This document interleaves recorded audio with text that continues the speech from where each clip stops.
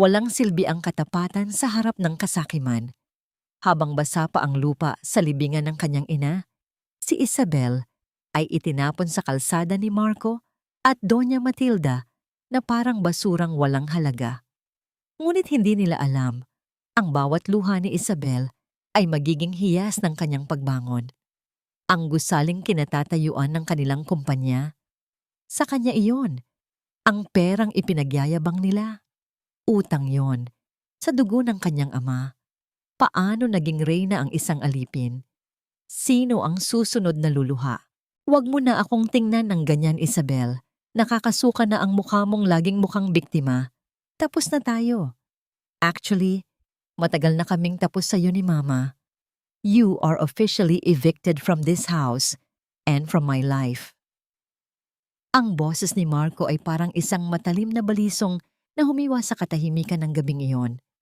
Malamig, walang emosyon, at punong-puno ng pagkamuhi. Sa mga sandaling iyon, ang mga kamay ni Isabel ay nanginginig habang hawak ang isang mangkok ng mainit na sopas. Kakaluto lang niya nito. Iniisip na baka kailanganin ni Marco ng pampainit ng sikmura pagkatapos ng mahabang araw sa opisina. Kahit pa 3 araw pa lamang ang nakakalipas mula nang ilibing ang kanyang ina, pinilit ni Isabel na bumangon, naglinis ng buong bahay at naghanda ng paboritong pagkain ng asawa. Akala niya, sa gitna ng kanyang pagluluksa, makakatagpo siya ng kalinga sa bisig ng lalaking pinangakuan niya ng habambuhay. Ngunit ang mangkok na hawak niya ay dahan-dahang nadulas sa kanyang mga daliri. Hindi ito bumagsak ng may maingay na tunog, kundi lumubog sa makapal na alpombra, ibinubuhos ang init ng sabaw sa kanyang mga paa. Hindi naramdaman ni Isabel ang hapdi ng pagkakapaso. Ang mas matinding antas ng sakit ay nagmumula sa kanyang dibdib, isang uri ng kirot na tila unti-unting dinudurog ang bawat hibla ng kanyang puso.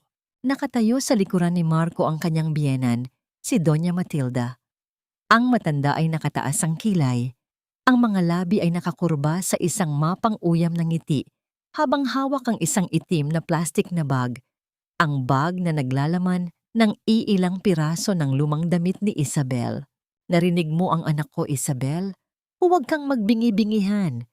Ang wika ni Matilda na may halong pandidiri. Mula nang pumasok ka sa pamilyang ito, wala kang dinala, kundi malas. Ngayong wala na ang nanay mong pabigat, wala na rin kaming dahilan para tiisin ang presensya mo. Hindi namin kailangan ng isang asawang amoy lupa at laging luhaan. Look at yourself. Para kang basahan na hindi na mapakinabangan. Gusto ni Isabel na sumigaw, na itanong kung nasaan ang lahat ng sakripisyong ibinigay niya sa loob ng 5 taon. Siya ang nag-alaga kay Matilda nang maospital ito. Siya ang nagtipid sa bawat sentimo para lamang may maipantustos sa mga luho ni Marco nung nagsisimula pa lamang ang kumpanya nito. Siya ang naging anino sa loob ng bahay, tinitiis ang bawat sampal at mura para lamang mapanatili ang dangal ng kanilang pagsasama. Ngunit ang kanyang lalamunan ay tila barado ng tuyong buhangin. Walang salitang lumalabas. Ang tanging naririnig niya ay ang mabilis at marahas na tibok ng kanyang sariling puso na tila gustong kumawala sa kanyang tadyang. Lalong tumindi ang pait nang bumukas ang pinto ng silid at lumabas ang isang babaeng nakasuot lamang ng manipis na sutlang pantulog, si Sofia, ang sekretarya ni Marco. Ang bakas ng mapupulang labi nito sa leeg ng kanyang asawa ay ang huling dagok na nagpabagsak sa natitirang katinuan ni Isabel. "Sweetie, is she still here?"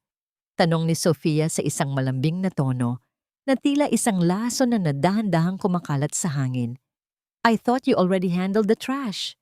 Hinawakan ni Marco ang baywang ni Sofia sa harap mismo ni Isabel. "Paalis na siya, babe. Don't let her ruin our night." Lumapit si Marco kay Isabel, kinuha ang kanyang braso nang may puwersa at kinaladkad siya patungo sa pintuan. Ang bawat hakbang ay parang isang turok ng karayom sa talampakan ni Isabel. Binuksan ng lalaki ang pinto at walang awang itinulak ang asawa palabas. Ang ulan ay nagsimulang pumatak, malalaki at malalamig na butil na agad humalo sa mga luha ni Isabel. Ang kanyang mga gamit na nasa loob ng itim na bag ay inihagis ni Matilda sa putikan sa tabi ng kanyang mga paa. Diyan ka na babagay, Isabel, sa lansangan kung saan ka namin pinulot. Ang huling salitang binitawan ni Matilda bago malakas na isinara ang pinto. Naiwan si Isabel na nakaluhod sa basang semento. Ang lamig ng gabi ay nanunuot sa kanyang buto. Ngunit mas malamig ang katotohanang ang lahat ng kanyang minahal ay tumalikod sa kanya sa sandaling siya ay pinakamahina.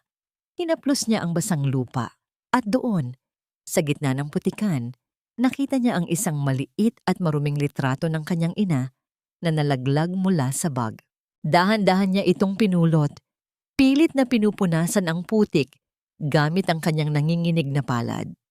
Ang mukha ng kanyang ina ay tila nakangiti sa kanya.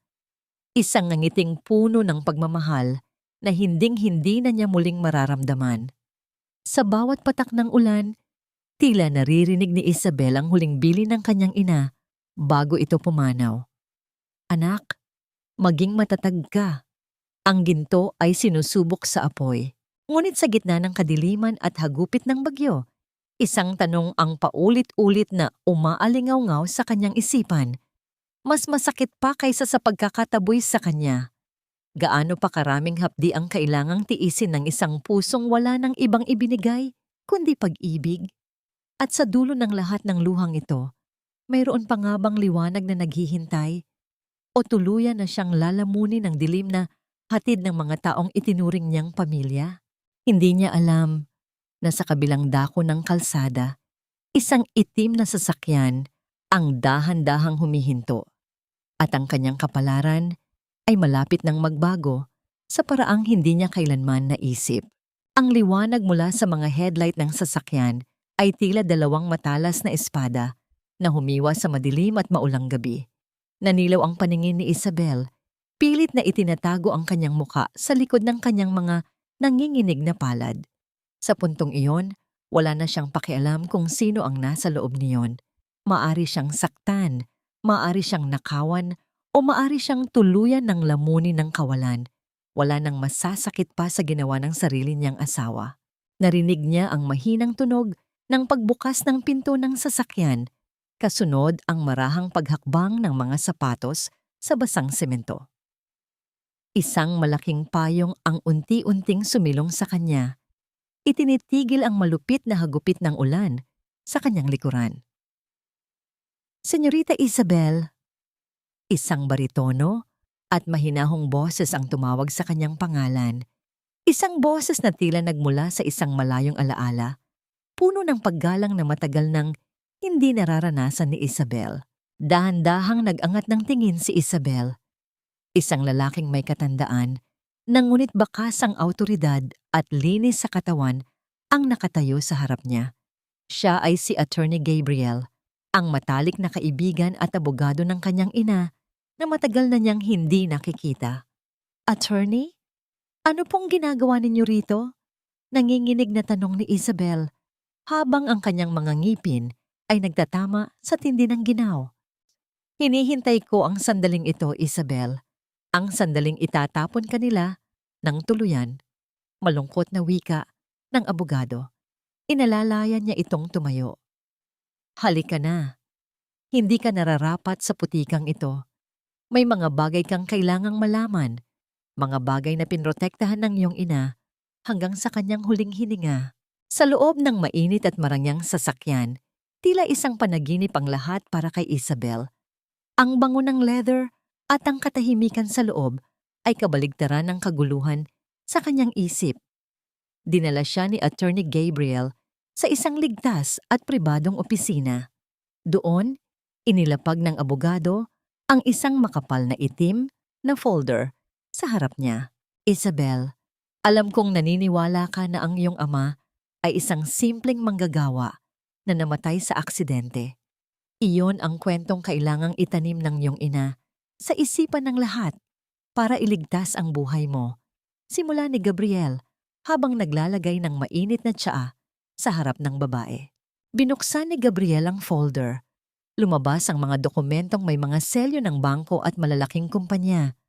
Ang ama mo, Si Don Alejandro ay hindi namatay sa aksidente.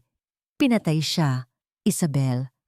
Pinatay siya ng mga taong pinagkatiwalaan niya dahil sa inggit at kasakiman sa kanyang itinatayong imperyo. Ang pamilya ng asawa mo, ang mga Valderrama, sila ang nasa likod ng lahat. Tila tumigil ang paghinga ni Isabel. Ang pangalang Valderrama ay ang apelyidong dala-dala niya sa loob ng 5 taon.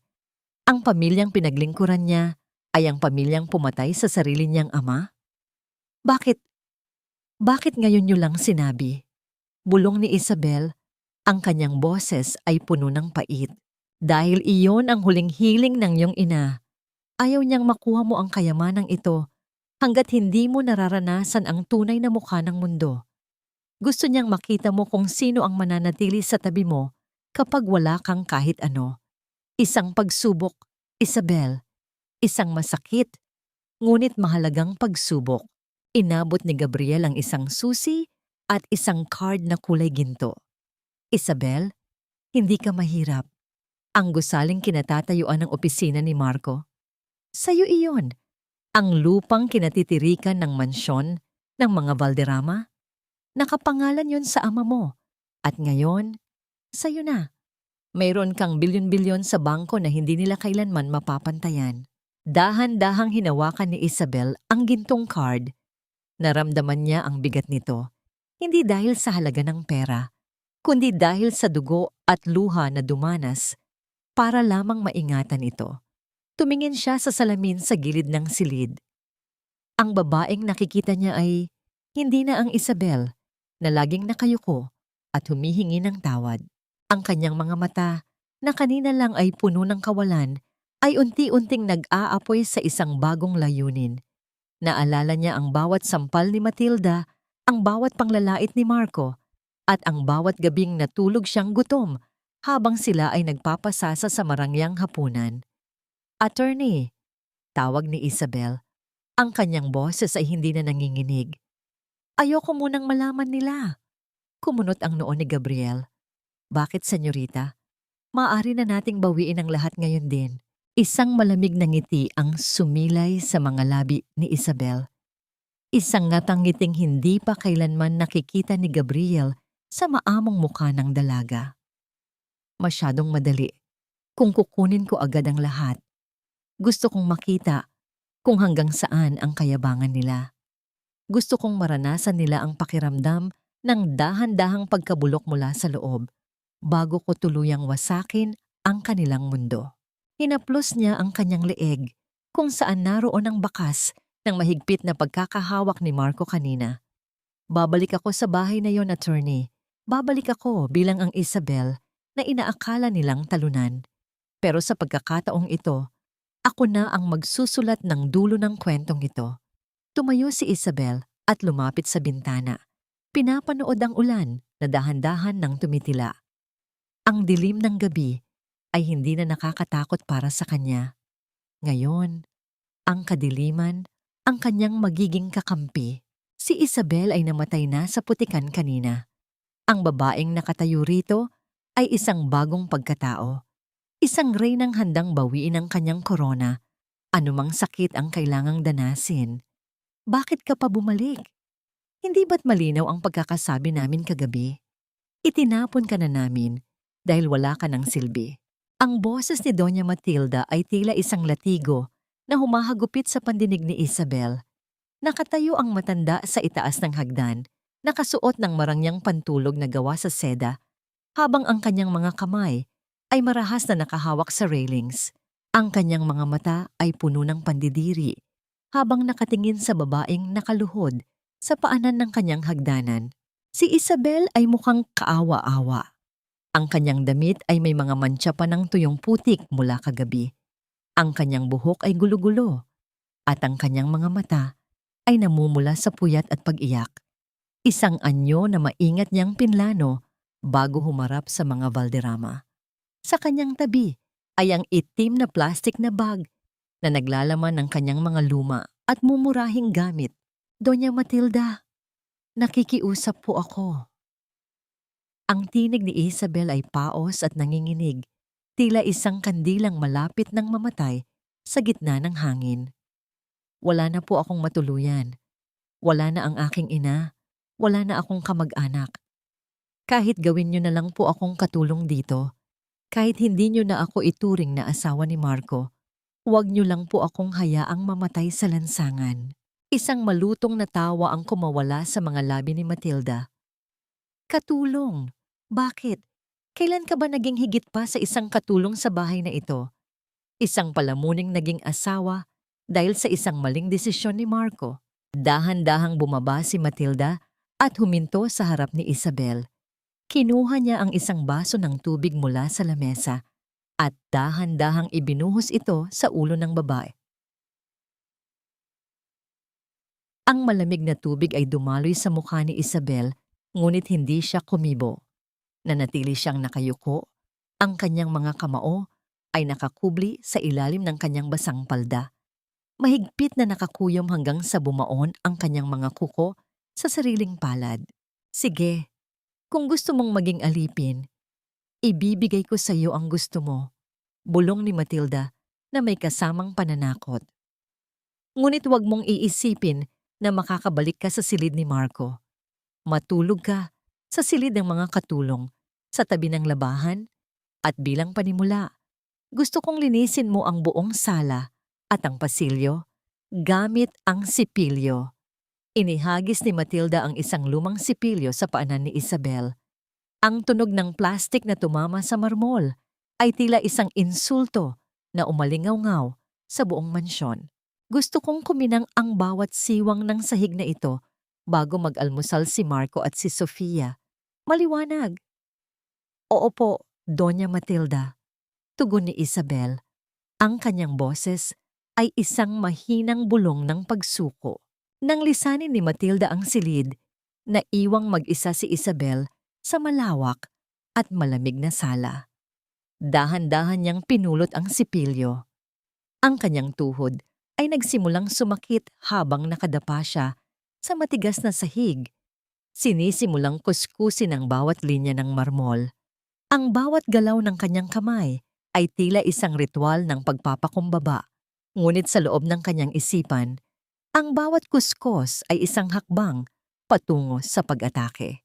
Naramdaman niya ang pagbukas ng pinto sa itaas.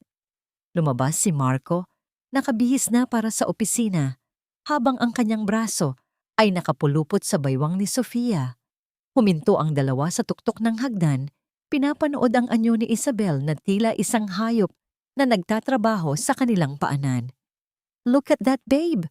Pang-uuyam ni Sofia, ang kanyang tawa ay parang matatalas na bubog. Ang galing mo palang humanap ng janitress, Marco. At least ngayon, may pakinabang na siya.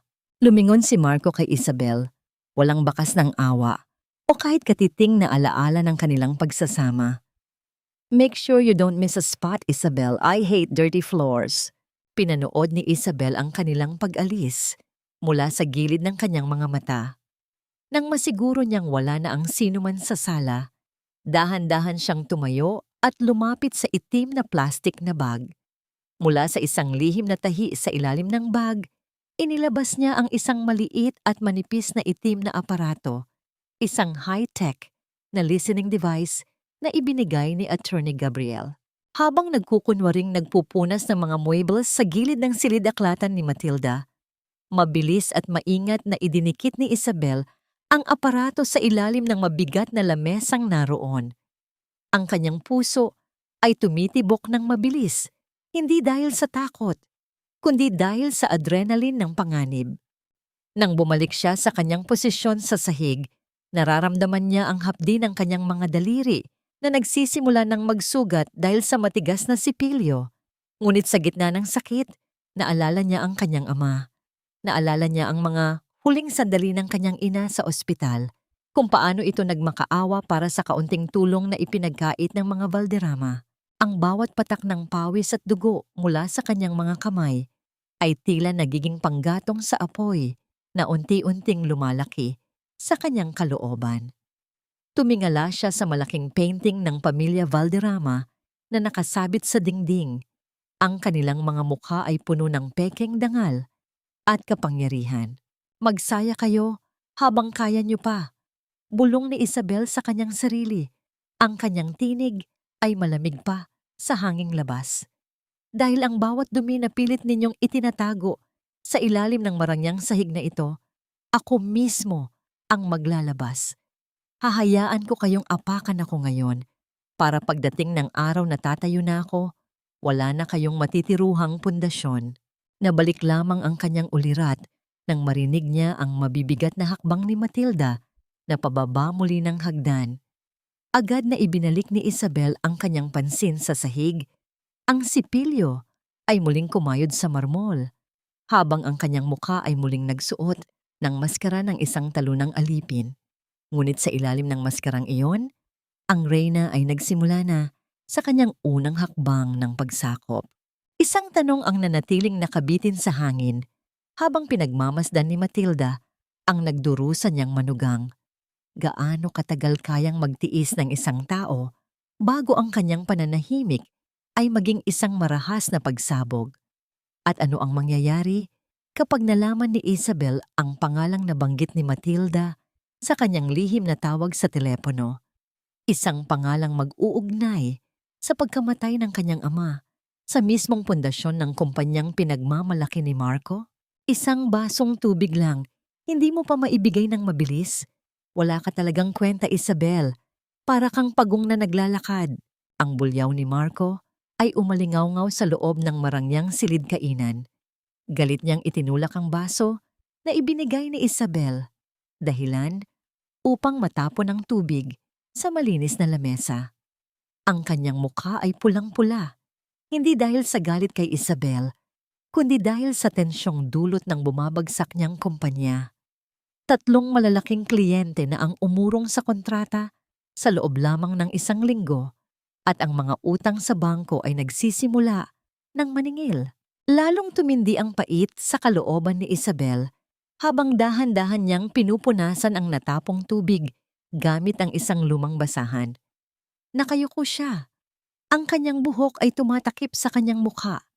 Itinatago ang isang malamig na sulyap. Kung alam lang ni Marco na ang mga kliyenteng umurong ay sa utos niya at ang bangkong naniningil ay ang bangkong binili na niya ang mga shares, baka mas mabilis pa sa kidlat ang pagluhod nito sa kanyang paanan. Pasensya na po, Marco. Marami lang po akong nilabhan kanina, kaya medyo nanginginig ang mga kamay ko.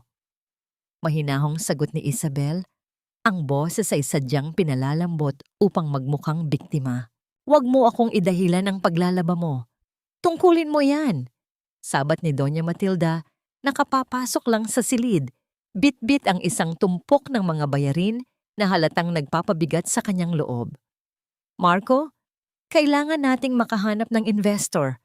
Kung hindi, sa kalsada tayo pupulutin. Ang gusaling kinatatayuan ng opisina mo, may bago na raw may-ari. At ayon sa balita, hindi sila basta-basta makakausap. Nagkunwaring abala si Isabel sa pag-aayos ng mga plato, ngunit ang kanyang pandinig ay matalas na nakatuon sa bawat salitang lumalabas sa bibig ng matanda. Alam niya ang tinutukoy ni Matilda, ang kumpanyang Crestview Holdings, ang kumpanyang itinayo ni Attorney Gabriel para sa kanya. Nang makalabas ang mag-ina sa silid kainan upang mag-usap ng mas pribado, mabilis na nagtungo si Isabel sa likod ng bahay, sa maliit at madilim na labahan na nagsisilbi na niyang kwarto. Mula sa ilalim ng isang tumpok ng maruruming basahan, inilabas niya ang isang makabagong cellphone. Isang mensahe ang bumungad sa kanya mula kay Gabriel. Senyorita, hawak na natin ang 70% ng kanilang utang. Ang kailangan na lang natin ay ang kanilang lagda para sa isang restructuring agreement na magbibigay sa iyo ng buong kontrol sa kanilang mga ari-arian. Isang mapait na ngiti ang sumilay sa mga labi ni Isabel. Ipadala mo ang paanyaya sa hapunan, attorney. Sabihin mong ang CEO ng Crestview ay gustong makipagpulong sa kanila bukas ng gabi sa isang pribadong restaurant. Siguraduhin mong hindi nila malalaman kung sino ang haharap sa kanila. Kinabukasan, ang mansyon ng mga Valderrama ay tila isang pugad ng mga nagkakarandapang langgam. Pinilit ni Matilda na isuot ni Marco ang kanyang pinakamahal na suit. Si Sofia naman ay abala sa pagpili ng alahas, umaasang makukuha niya ang atensyon ng misteryosong investor. "Isabel, halika rito!" Sigaw ni Sofia mula sa kanyang kwarto. "Linisin mo itong mga sapatos ko. Gusto ko, makikita ko ang mukha ko sa kintab nito. Pupunta kami sa isang napaka-importanteng tao at ayokong magmukhang basura sa harap niya." Lumuhod si Isabel sa paanan ni Sofia habang kinukuskus niya ang sapatos ng babaeng umagaw sa kanyang asawa. Naramdaman niya ang isang kakaibang pakiramdam ng kapangyarihan.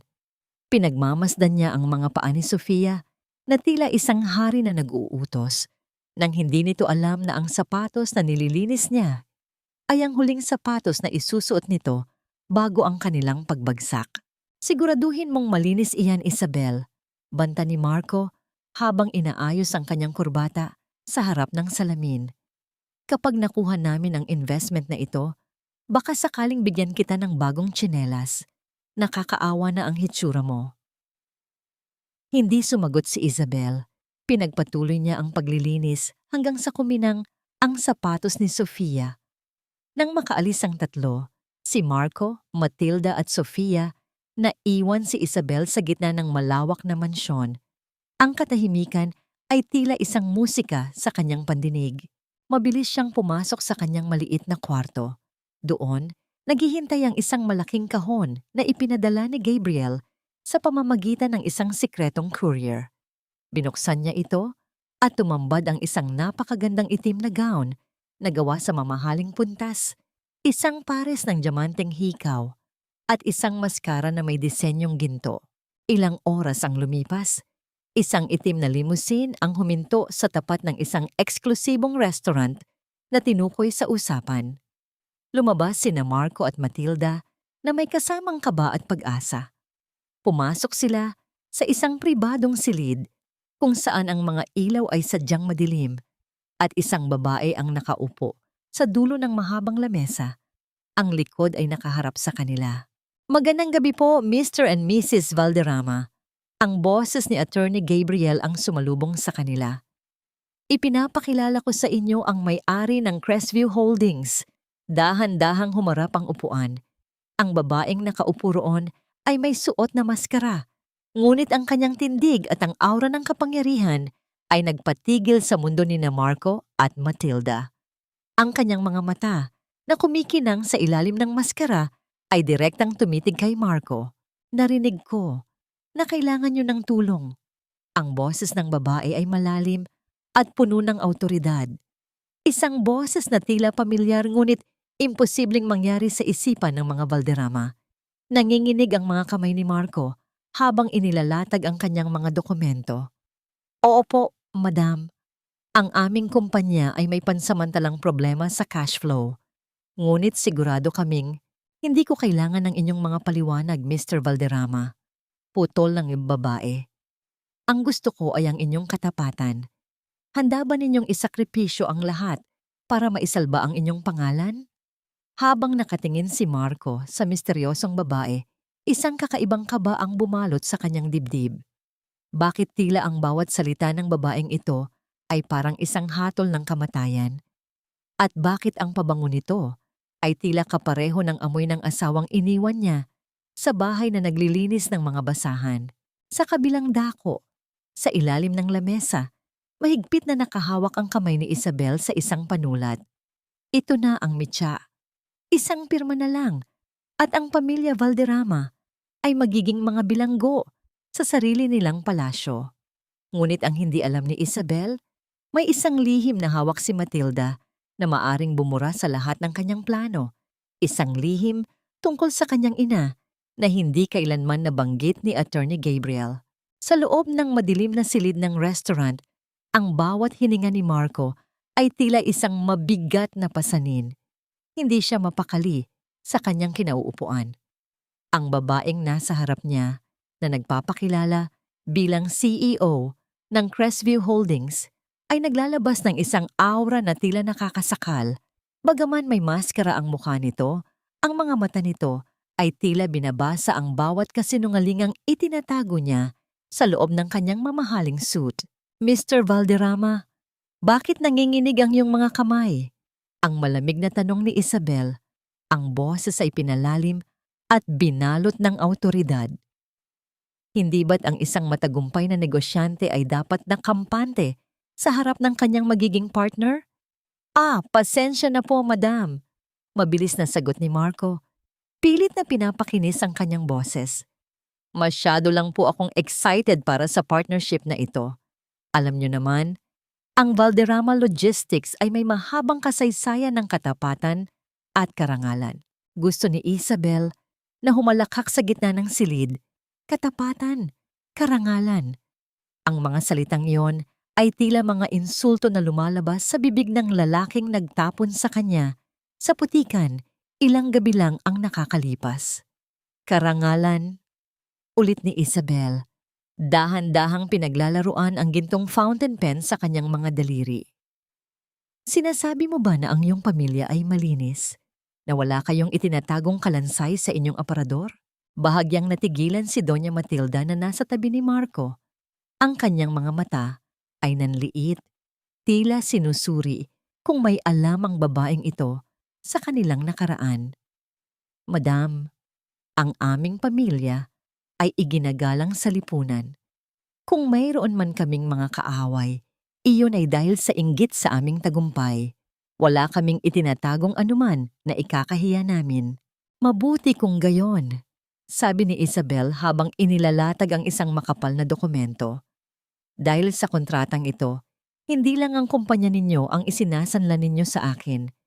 Isinasanlan ninyo ang inyong pangalan. Sa sandaling pumirma kayo, ang Crestview ang magmamay-ari ng lahat ng inyong assets, pati na ang mansyong tinitirhan ninyo bilang kolateral sa restructuring ng inyong utang. Nagkatinginan sina Marco at Matilda. Ang panganib ay malinaw, ngunit ang desperasyon ay mas matindi. Kung hindi sila pipirma, bukas na bukas din ay idedeklarang bankrupt ang kanilang kumpanya.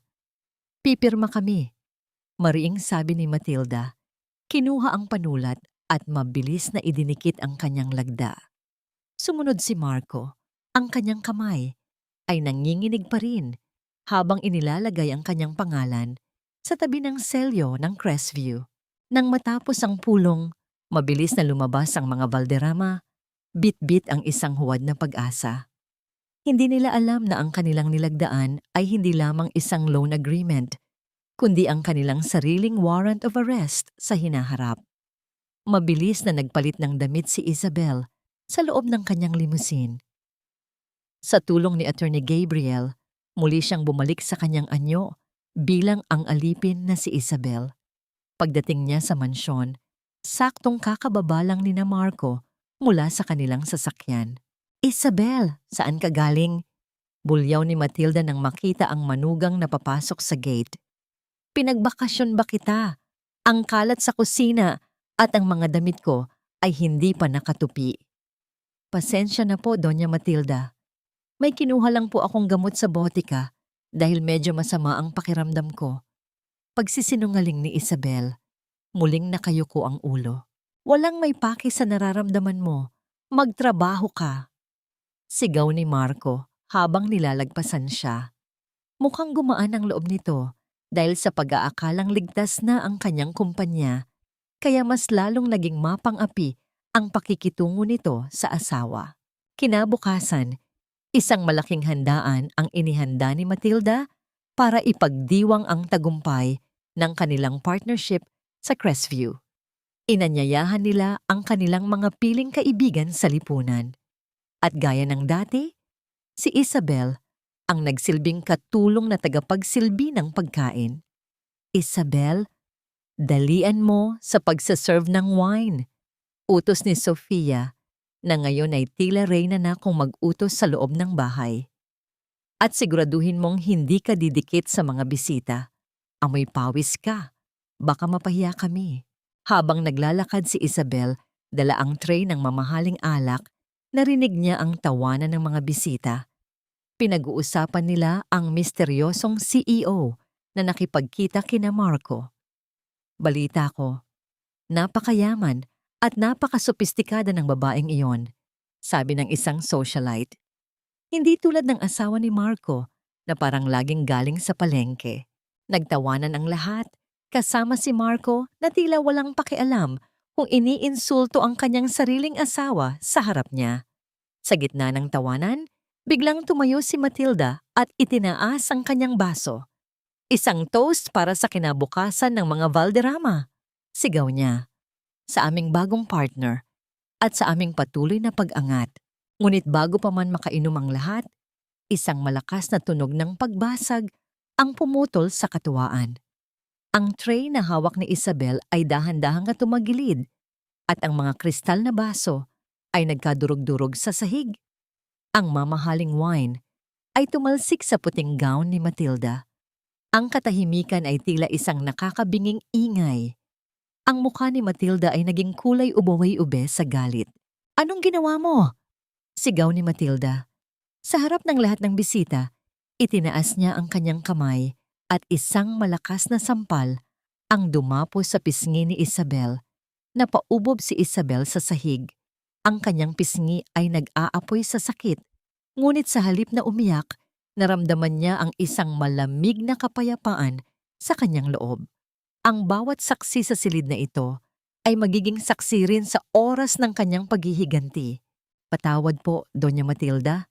Nadulas lang po ako," bulong ni Isabel habang dahan-dahang pinupulot ang mga bubog gamit ang kanyang mga kamay, hinahayaang sugatan ng matatalas na kristal ang kanyang mga daliri. "Layaw-biyas, umalis ka sa paningin ko," bulyaw ni Matilda. Habang papaalis si Isabel sa silid, nakita niya ang tingin ni Marco, isang tingin ng pandidiri at kawalan ng pakialam. Ngunit sa kanyang paglayo, isang mensahe sa kanyang cellphone ang nag-vibrate sa kanyang bulsa. Mula ito kay Attorney Gabriel. "Senyorita, may nakuha kaming impormasyon mula sa device na itinanim niyo. May binanggit na isla si Matilda, isang lugar kung saan dinala ang ama niyo bago ang aksidente. At may isang pangalan siyang tinawagan. Isang taong akala natin ay patay na." Huminto si Isabel sa madilim na pasilyo. Ang dugo mula sa kanyang daliri ay pumatak sa sahig, pulang-pula laban sa puting marmol. Ang kanyang pisngi ay namamaga pa rin, ngunit ang kanyang mga mata ay naglalayab sa isang bagong tuklas na katotohanan. Ang laro ay hindi na lamang tungkol sa pera at kumpanya. Ito ay tungkol sa isang buhay na maaaring ninakaw at isang katarungang matagal nang ibinaon sa limot. Sino ang taong tinawagan ni Matilda? At ano ang kinalaman ng isla sa madugong nakaraan ng pamilya Valderrama? Huwag mong dungisan ang sahig ng dugong galing sa marumi mong katawan, Isabel. Linisin mo ang sarili mo sa labas. Doon ka sa poso, maghugas. Ang boses ni Doña Matilda ay wala ng bahid ng pagkukunwari. Pagkatapos ng hiyang dinanas niya sa harap ng mga bisita, dahil sa natapong alak, tila isang halimaw na itong naglalabas ng pangil. Habang ang mga bisita ay dahan-dahang nag-aalisan na may dalang bulong-bulungan, iniwan ni Matilda si Isabel na nakaluhod pa rin sa gitna ng mga bubog. Dahan-dahang tumayo si Isabel. Hindi niya naramdaman ang kirot sa kanyang tuhod o ang hapdi sa kanyang daliri na patuloy na dumadaloy ang dugo. Ang tanging nararamdaman niya ay ang malamig na hangin na nagmumula sa bukas na bintana, tila isang babala ng paparating na bagyo. Naglakad siya patungo sa likod ng bahay, sa madilim na sulok kung saan naroon ang lumang poso. Habang hinihila niya ang bakal na hawakan ng poso, ang tunog ng bawat bagsak ng tubig sa semento ay tila isang malungkot na kanta. Hinugasan niya ang kanyang sugat. Ang malamig na tubig ay humalo sa kanyang dugo, ngunit ang kanyang mga mata ay nananatiling tuyo. Wala nang luhang natitira para sa mga Valderrama. Ang bawat patak ng kanyang luha ay naubos na noong gabing ilibing ang kanyang ina. Kinuha niya ang kanyang cellphone mula sa loob ng kanyang basang bulsa. Isinuot niya ang maliit na earphone at pinatugtog ang recording mula sa device na itinanim niya sa silid ni Matilda. Ang boses ni Matilda ay malinaw, puno ng takot na pilit itinatago sa likod ng galit. Eduardo, akala ko ba ay tapos na ang usapan tungkol sa Isla de Fuego? Bakit may mga nagtatanong na naman tungkol sa nangyari sa asawa ni Doña Elena? Siguraduhin mong hindi makakalabas ang matandang iyon sa isla. Kung kailangang ibaon siya ng mas malalim sa lupa, gawin mo. Nabitawan ni Isabel ang hawakan ng poso. Isla de Fuego, isang maliit at tago na isla sa malayong probinsya ng Quezon. Ang isla kung saan huling nakitang buhay ang kanyang ama bago ang sinasabing aksidente sa dagat. At sino ang matandang tinutukoy ni Matilda? Maari kayang may nakaligtas sa trahedya noong gabing iyon? Isabel, anong ginagawa mo rito sa dilim? Isang boses ang bumasag sa kanyang pag-iisip. Si Marco. Nakatayo ito sa may pintuan ng kusina. Maluwag na ang kurbata at may hawak na baso ng whiskey. Mukhang pagod ito, ngunit may bakas ng katuwaan dahil sa partnership na nakuha nila sa Crestview Holdings. Naguhugas lang po, Marco. Mahinang sagot ni Isabel habang mabilis na itinatago ang earphone sa ilalim ng kanyang buhok. Lumapit si Marco sa kanya. Sa isang pambihirang pagkakataon, hindi ito sumigaw. Tiningnan nito ang namamagang pisngi ni Isabel na bunga ng sampal ni Matilda. Masyadong naging emosyonal si Mama kanina.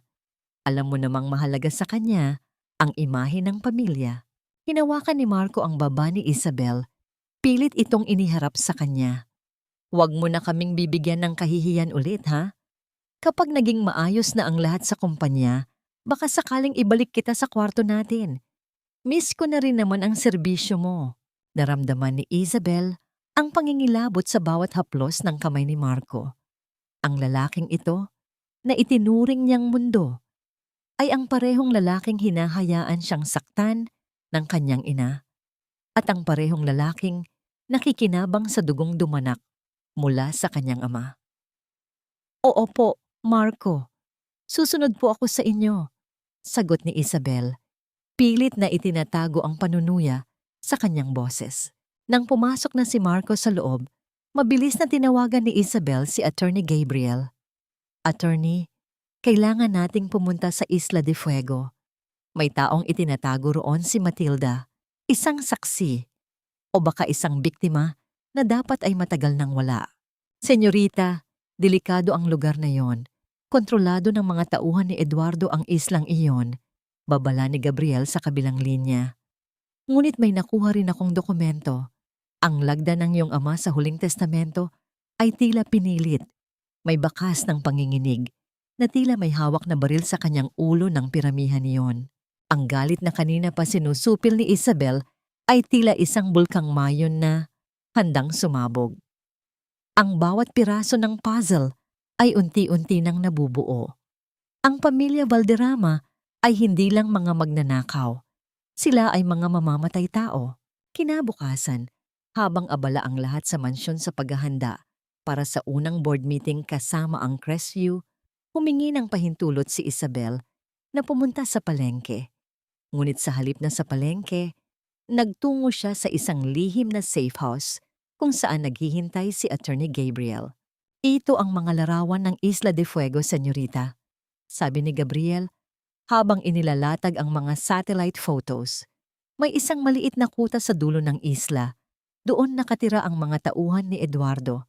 At sa likod nito, may isang luma at sirang dampa kung saan may nakikitang isang matandang lalaki na hindi pinapalabas. Tinitigan ni Isabel ang larawan. Kahit malabo, may kung anong kumurot sa kanyang puso. Isang pamilyar na tindig, isang pamilyar na anino. Kailangan ko siyang mailigtas, attorney. Kung sino man siya, siya ang susi sa pagpabagsak sa mga Valderrama. Ngunit kailangan nating mag-ingat, Isabel. Kapag nalaman nilang nawawala ka sa mansyon, maghihinala sila. Paalala ni Gabriel. Huwag kayong mag-alala. May gagawin akong paraan para isipin nilang naroon pa rin ako, sabi ni Isabel habang tinitingnan ng isang mannequin na suot ang kanyang mga lumang damit. Bago matapos ang araw, bumalik si Isabel sa mansyon na may dalang mga plastik ng gulay, tila walang nangyari. Ngunit sa loob ng kanyang isipan, binubuo na niya ang plano para sa kanyang pag-alis patungo sa isla.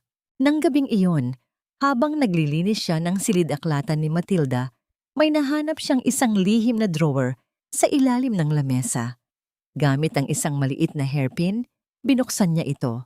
Sa loob, nakikita niya ang isang lumang relo, isang relong pag-aari ng kanyang ama.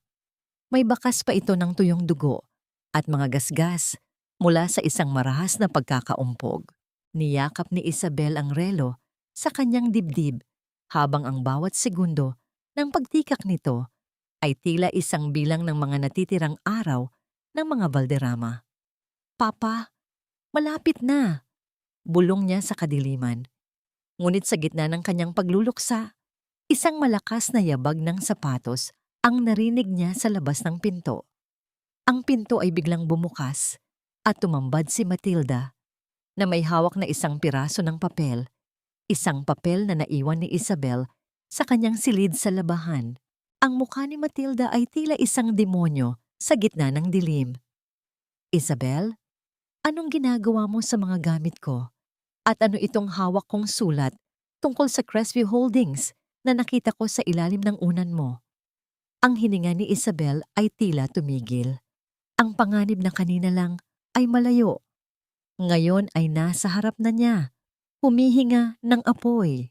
"Isang dumi ka lang sa talampakan ko, Isabel. Akala mo ba ay hindi ko mapapansin ang mga pag-aligid mo? Ano itong papel na may tatak ng Crestview na nakatago sa ilalim ng unan mo? At bakit mo hawak ang relong yan?" Ang boses ni Doña Matilda ay tila isang matalas na kuko na kumakalmot sa katahimikan ng silid-aklatan. Ang kanyang mga mata ay nanlilisik, puno ng paghihinala at muhi. Hawak niya ang isang lukot na dokumento, isang listahan ng mga utang ng mga Valderrama na hindi sinasadyang naiwan ni Isabel sa kanyang silid sa labahan. Sa mga sandaling iyon, ang puso ni Isabel ay tila isang tambol na nagwawala sa loob ng kanyang dibdib. Ang relong pag-aari ng kanyang ama ay nararamdaman niyang nag-aapoy sa loob ng kanyang palad. Alam niyang isang maling galaw lang, isang maling salita, at ang lahat ng kanyang pinaghirapan ay maglalaho na parang usok. Dahan-dahang ibinaba ni Isabel ang kanyang tingin, pilit na ipinapatawag ang kanyang galing sa pag-arte bilang isang api. Isang malalim na buntong hininga ang kanyang pinakawalan, kasabay ng pagtulo ng isang luhang sadyang pinilit niyang lumabas. "Doña Matilda, nakikiusap po ako. Huwag niyo po akong saktan," bulong ni Isabel. Ang boses ay puno ng panginginig. "Ang papel na yan, pinulot ko lang po iyan sa basurahan ni Marco noong nakaraang araw. Akala ko po ay baka mahalaga iyan at makatulong sa pagbabayad ng mga utang na iniwan ng aking ina. Gusto ko lang pong makatulong. At ang relong iyan," singal ni Matilda habang dinuruduro ang kamay ni Isabel. Ito po ang tanging alaala ng aking ama." Pagsisinungaling ni Isabel habang lalong hinihigpitan ang hawak sa relo. "Nakita ko po ito sa drawer ninyo habang naglilinis. Akala ko po ay itinapon nyo na kaya kinuha ko. Patawad po, madam. Huwag niyo po akong itaboy." Isang mapanghamak na tawa ang kumawala sa mga labi ni Matilda. Lumapit siya kay Isabel at marahas na hinablot ang papel mula sa kamay nito bago ito pinunit-punit sa harap ng kanyang muka. "Basura. Gaya mo. Ang mga gamit na ito ay basura. Huwag na huwag ko nang makikita ang marumi mong kamay na humahawak sa mga gamit ko, kundi ipapaputol ko ang mga daliri mo." Inihagis ni Matilda ang mga piraso ng papel sa mukha ni Isabel. "Umalis ka sa harap ko. Magbihis ka ng maayos bukas. Isasama ka namin sa opisina. May mahalagang bisita kami at kailangan ng tagasilbi ng kape. Ayokong mapahiya ang anak ko sa harap ng may-ari ng gusali." Nang makaalis si Matilda, naiwan si Isabel na nakatayo sa dilim. Ang kanyang mga mata na kanina lang ay luhaan ay biglang naging malamig na parang yelo. Dahan-dahan niyang ibinulsa ang relo ng kanyang ama. Hindi na siya nasasaktan sa mga salita ni Matilda. Mas lalo lamang nitong pinatitibay ang kanyang loob para sa gagawin niyang hakbang kinabukasan. Kinabukasan, ang sikat ng araw ay tila isang hudyat ng pagbabago. Ang gusali ng Valderrama Logistics ay puno ng tensyon. Nakasuot si Marco ng kanyang pinakamagandang suit, habang si Matilda naman ay balot ng mga alahas, na tila ba yun ang magliligtas sa kanila mula sa pagkalubog. Kasunod nila si Isabel, na nakasuot ng isang simpleng uniforme ng katulong, nakayuko at bitbit ang isang tray ng mga gamit sa kape. Siguraduhin mong hindi ka magsasalita, Isabel, banta ni Marco habang papasok sila sa boardroom. Ang kakausapin natin ngayon ay ang kinatawan ng bagong may-ari ng gusaling ito. Isang pagkakamali mo lang at sisiguraduhin kong sa kalsada ka na talaga matutulog.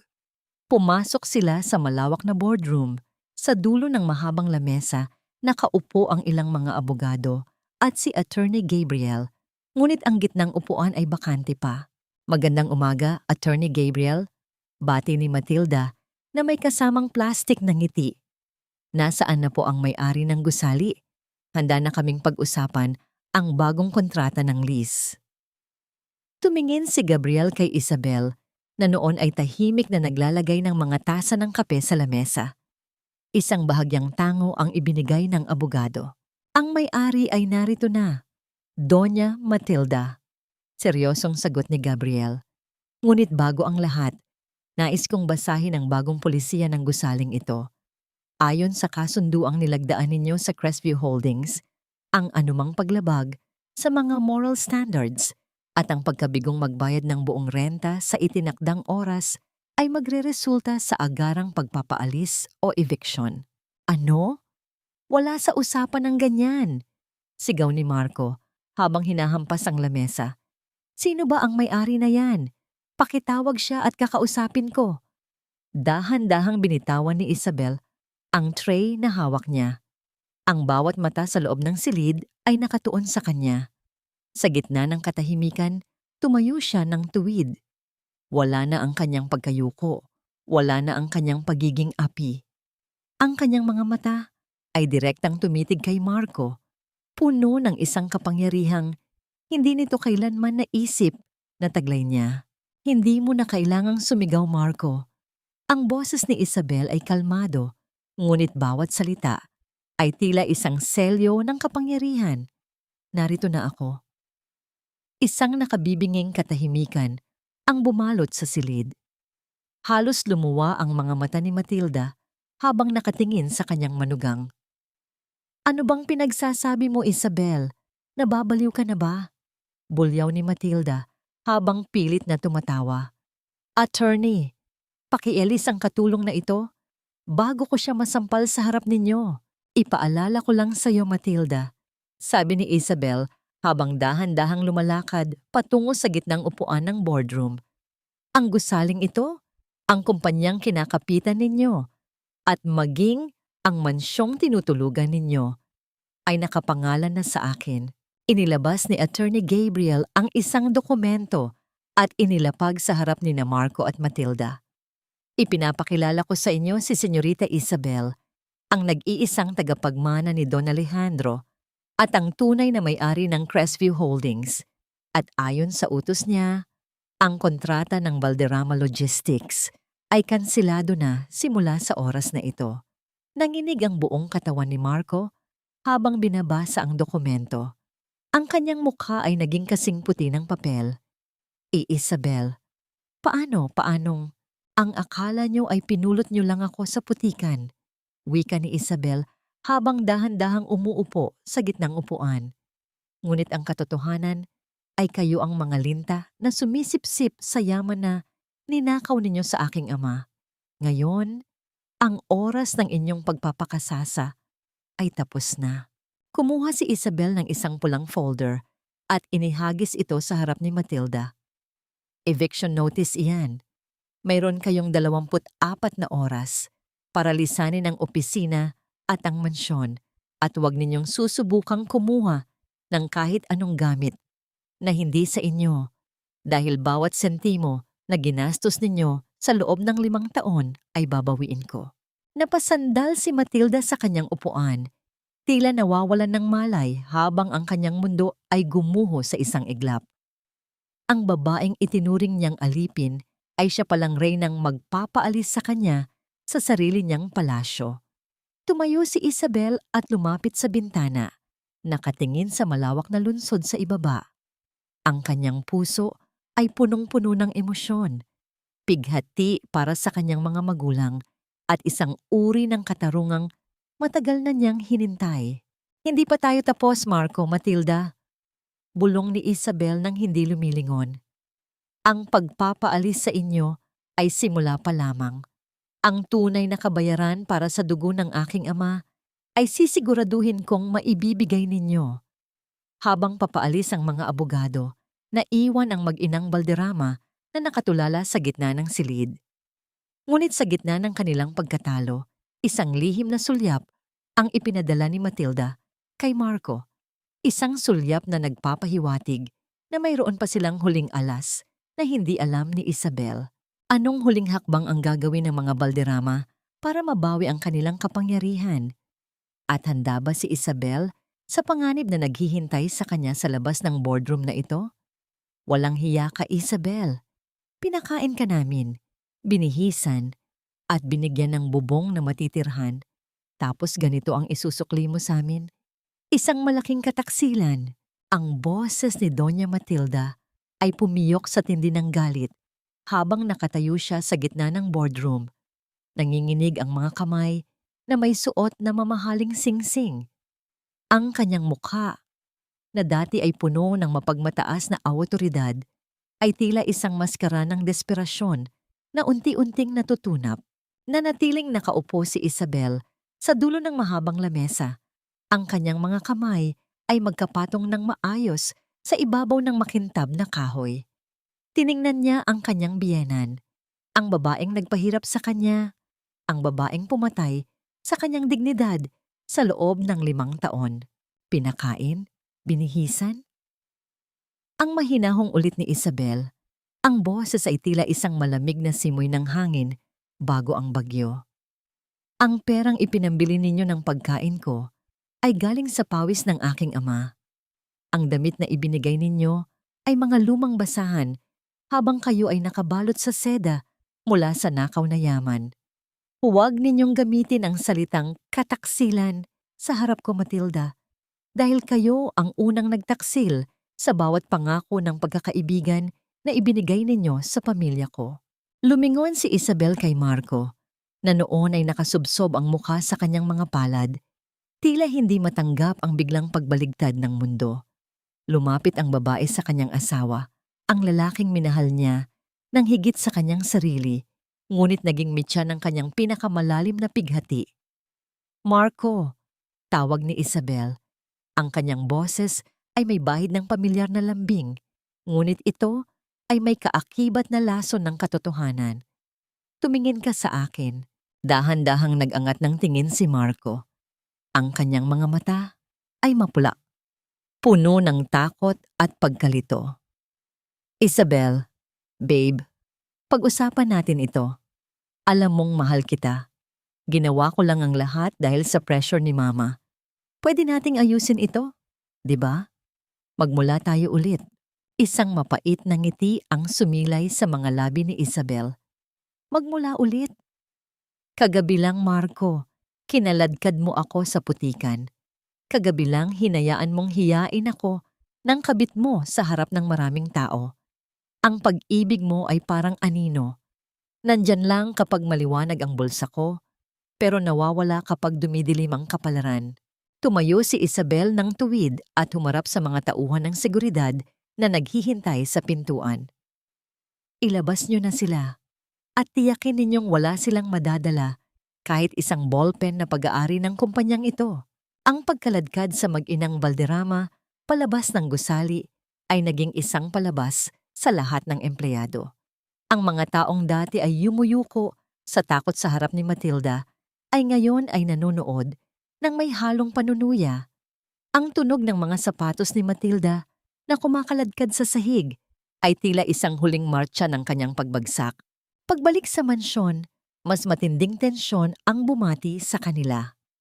Ang mga katulong na dati ay hindi pumapansin kay Isabel ay ngayon ay nakahanay sa labas, nakayuko at hindi makatingin ng diretsyo. Pumasok si Isabel sa silid na dating sa kanila ni Marco.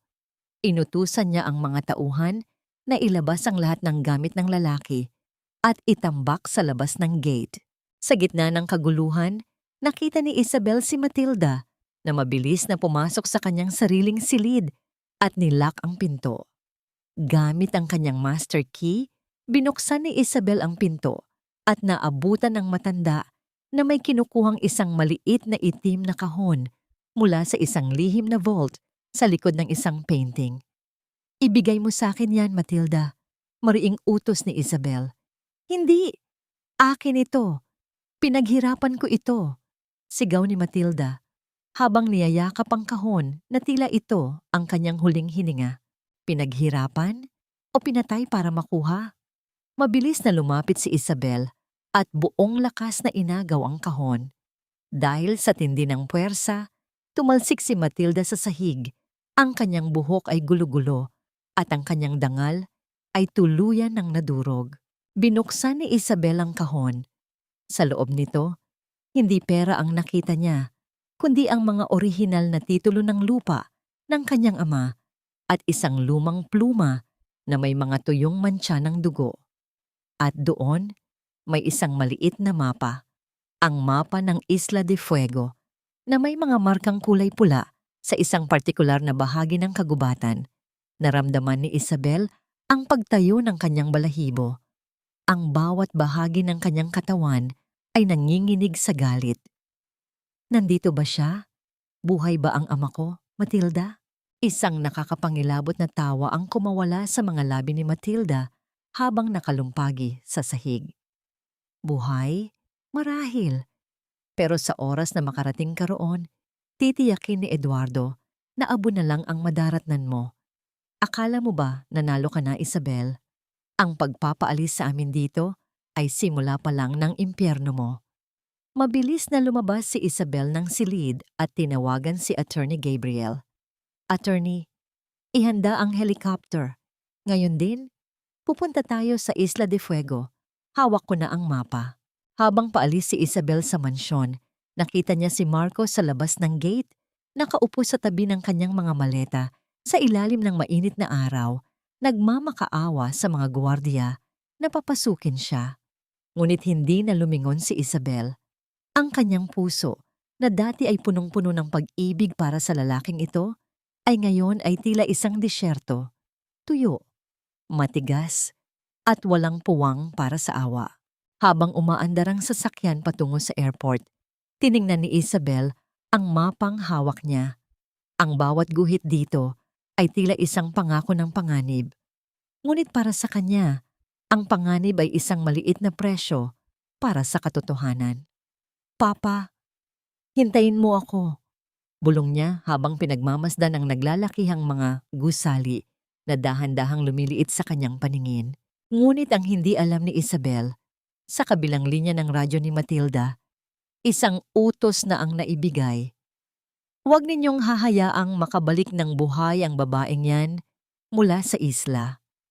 Handa na ba si Isabel na harapin ang mga halimaw na naghihintay sa kanya sa Isla de Fuego? At ano ang tunay na kalagayan ng kanyang ama sa gitna ng masukal na kagubatan? Ang kapangyarihan ay parang tubig, kayang bumuhay ng tuyong lupain, pero kaya ring lunurin ng sino mang hindi marunong gumalang sa agos nito. Habang ang helicopter ay dahan-dahang lumilipad sa ibabaw ng asul na dagat patungo sa Isla de Fuego, nakatingin si Isabel sa ibaba. Ang malawak na karagatan ay tila isang malaking salamin na nagpapaalala sa kanya kung gaano kalayo na ang itinakbo ng kanyang buhay mula sa pagiging isang api patungo sa pagiging isang reynang handang makipagdigma. Hawak ni Isabel ang lumang relo ng kanyang ama sa loob ng kanyang palad.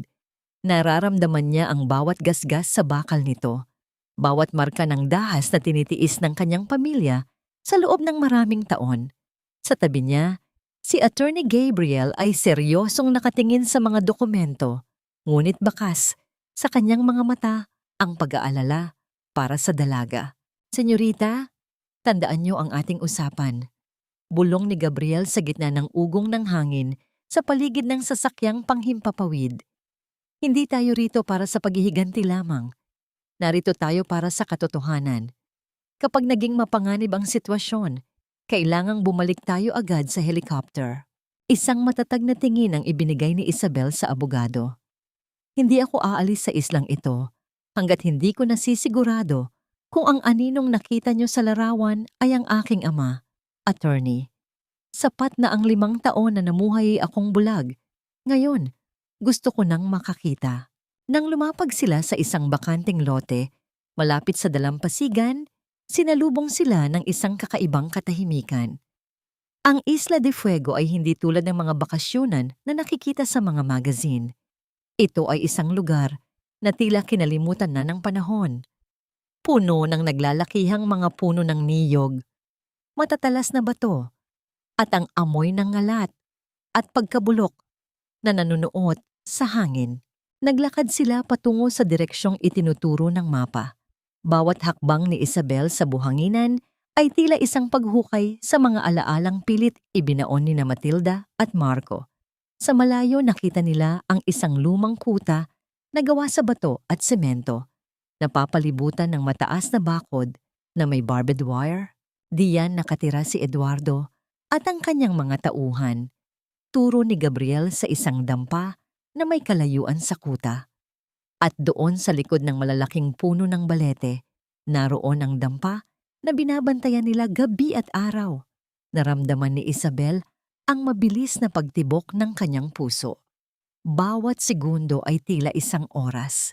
Nagtago sila sa likod ng makapal na damuhan habang pinagmamasdan ang 2 lalaking may bitbit na armas na naglalakad sa paligid ng dampa. Isang matandang lalaki ang dahan-dahang lumabas mula sa dampa. Nakasuot ito ng gulanit na damit, ang kanyang buhok ay mahaba at puting-puti, at ang kanyang katawan ay tila buto at balat na lamang. May dala itong isang maliit na lalagyan ng tubig. Dahan-dahang naglalakad nang may panginginig sa bawat hakbang. Napahawak si Isabel sa kanyang dibdib nang makita ang lalaki. May kung anong pamilyar sa paraan ng pagtayo nito, sa bahagyang pagyuko ng balikat habang pilit na nilalabanan ang kirot sa katawan. Sandaling natigilan siya. Hindi maaring nagkakamali ang kanyang puso. Maaring binago ng panahon ang mukha nito at ninakaw ng kahirapan ang dating sigla. Ngunit kilalang kilala niya ang taong iyon. Papa, mahina niyang sambit. Halos kasinlambot ng hangin sa tabing dagat. Agad iyong nilamon ng ugong ng alon, ngunit sa kanyang puso, para itong sigaw na matagal nang naghintay na makawala. Gusto niyang tumakbo, gusto niyang sumigaw at yakapin ang lalaking matagal na niyang ipinagluluksa. Ngunit bago pa man siya makagalaw, naramdaman niya ang isang malamig na dulo ng bakal sa kanyang batok. Huwag kang gagalaw, senyorita. Masyadong malayo ang narating mo para lang mamatay sa gitna ng gubat. Isang boses na puno ng kalawang at lason ang nagsalita mula sa kanyang likuran. Si Eduardo, ang kanang kamay ni Matilda, ang lalaking naging anino ng kamatayan sa buhay ni Don Alejandro.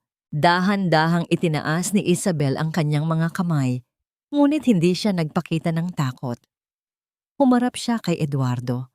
Ang kanyang mga mata ay naglalayab sa galit na matagal na niyang itinatago. Akala niyo ba ay matatapos ang lahat sa pananakot niyo? Hawak ko na ang lahat ng kumpanya at yaman ng mga Valderrama. Isang senyas ko lang sa labas at madudurog ang lahat ng proteksyon niyo rito. Isang mapang-uyam na tawa ang kumawala sa mga labi ni Eduardo. Ang yaman ay walang silbi sa gitna ng islang walang nakakaalam. Ang balita sa Maynila ay nawawala ka, Isabel. At kapag natagpuan ang bangkay mo rito, sasabihin lang namin na nalunod ka sa tindi ng pighati sa pagkamatay ng nanay mo. Habang nagsasalita si Eduardo, nakita ni Isabel mula sa gilid ng kanyang mga mata ang kanyang ama na lumingon sa kanilang direksyon. Ang mga mata ng matanda ay nanlaki. Tila nakakita ng isang anghel sa gitna ng impyerno. Isang sandali ng pagkilala, ang naganap sa pagitan ng mag-ama. Isang koneksyon na hindi kayang putulin ng anumang distansya o hirap. Isabel, anak? Ang mahinang boses ng kanyang ama ay bumasag sa katahimikan, isang boses na tila isang himala sa pandinig ng dalaga. Doon ay hindi na nakapagpigil si Isabel. Sa isang mabilis na galaw, siniko niya ang tiyan ni Eduardo at mabilis na tumakbo patungo sa kanyang ama. Ang mga putok ng baril ay nagsimulang umalingaw-ngaw sa kagubatan, ngunit hindi siya huminto. "Papa! Papa!"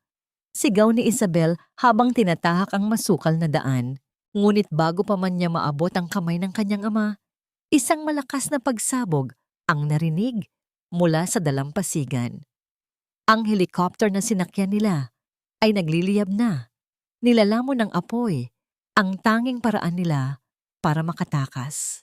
Naiwan si Isabel sa gitna ng kalsada, nakatingin sa nagliliyab na apoy at sa mga tauhan ni Eduardo na dahan-dahang pumapalibot sa kanila.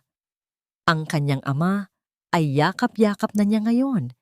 Ang matanda ay umiiyak sa kanyang balikat, ngunit ang panganib ay mas malapit na kaysa sa kaligtasan. "Patawad, anak, dahil sa akin, napahamak ka rin," bulong ng kanyang ama. Tumingin si Isabel sa paligid.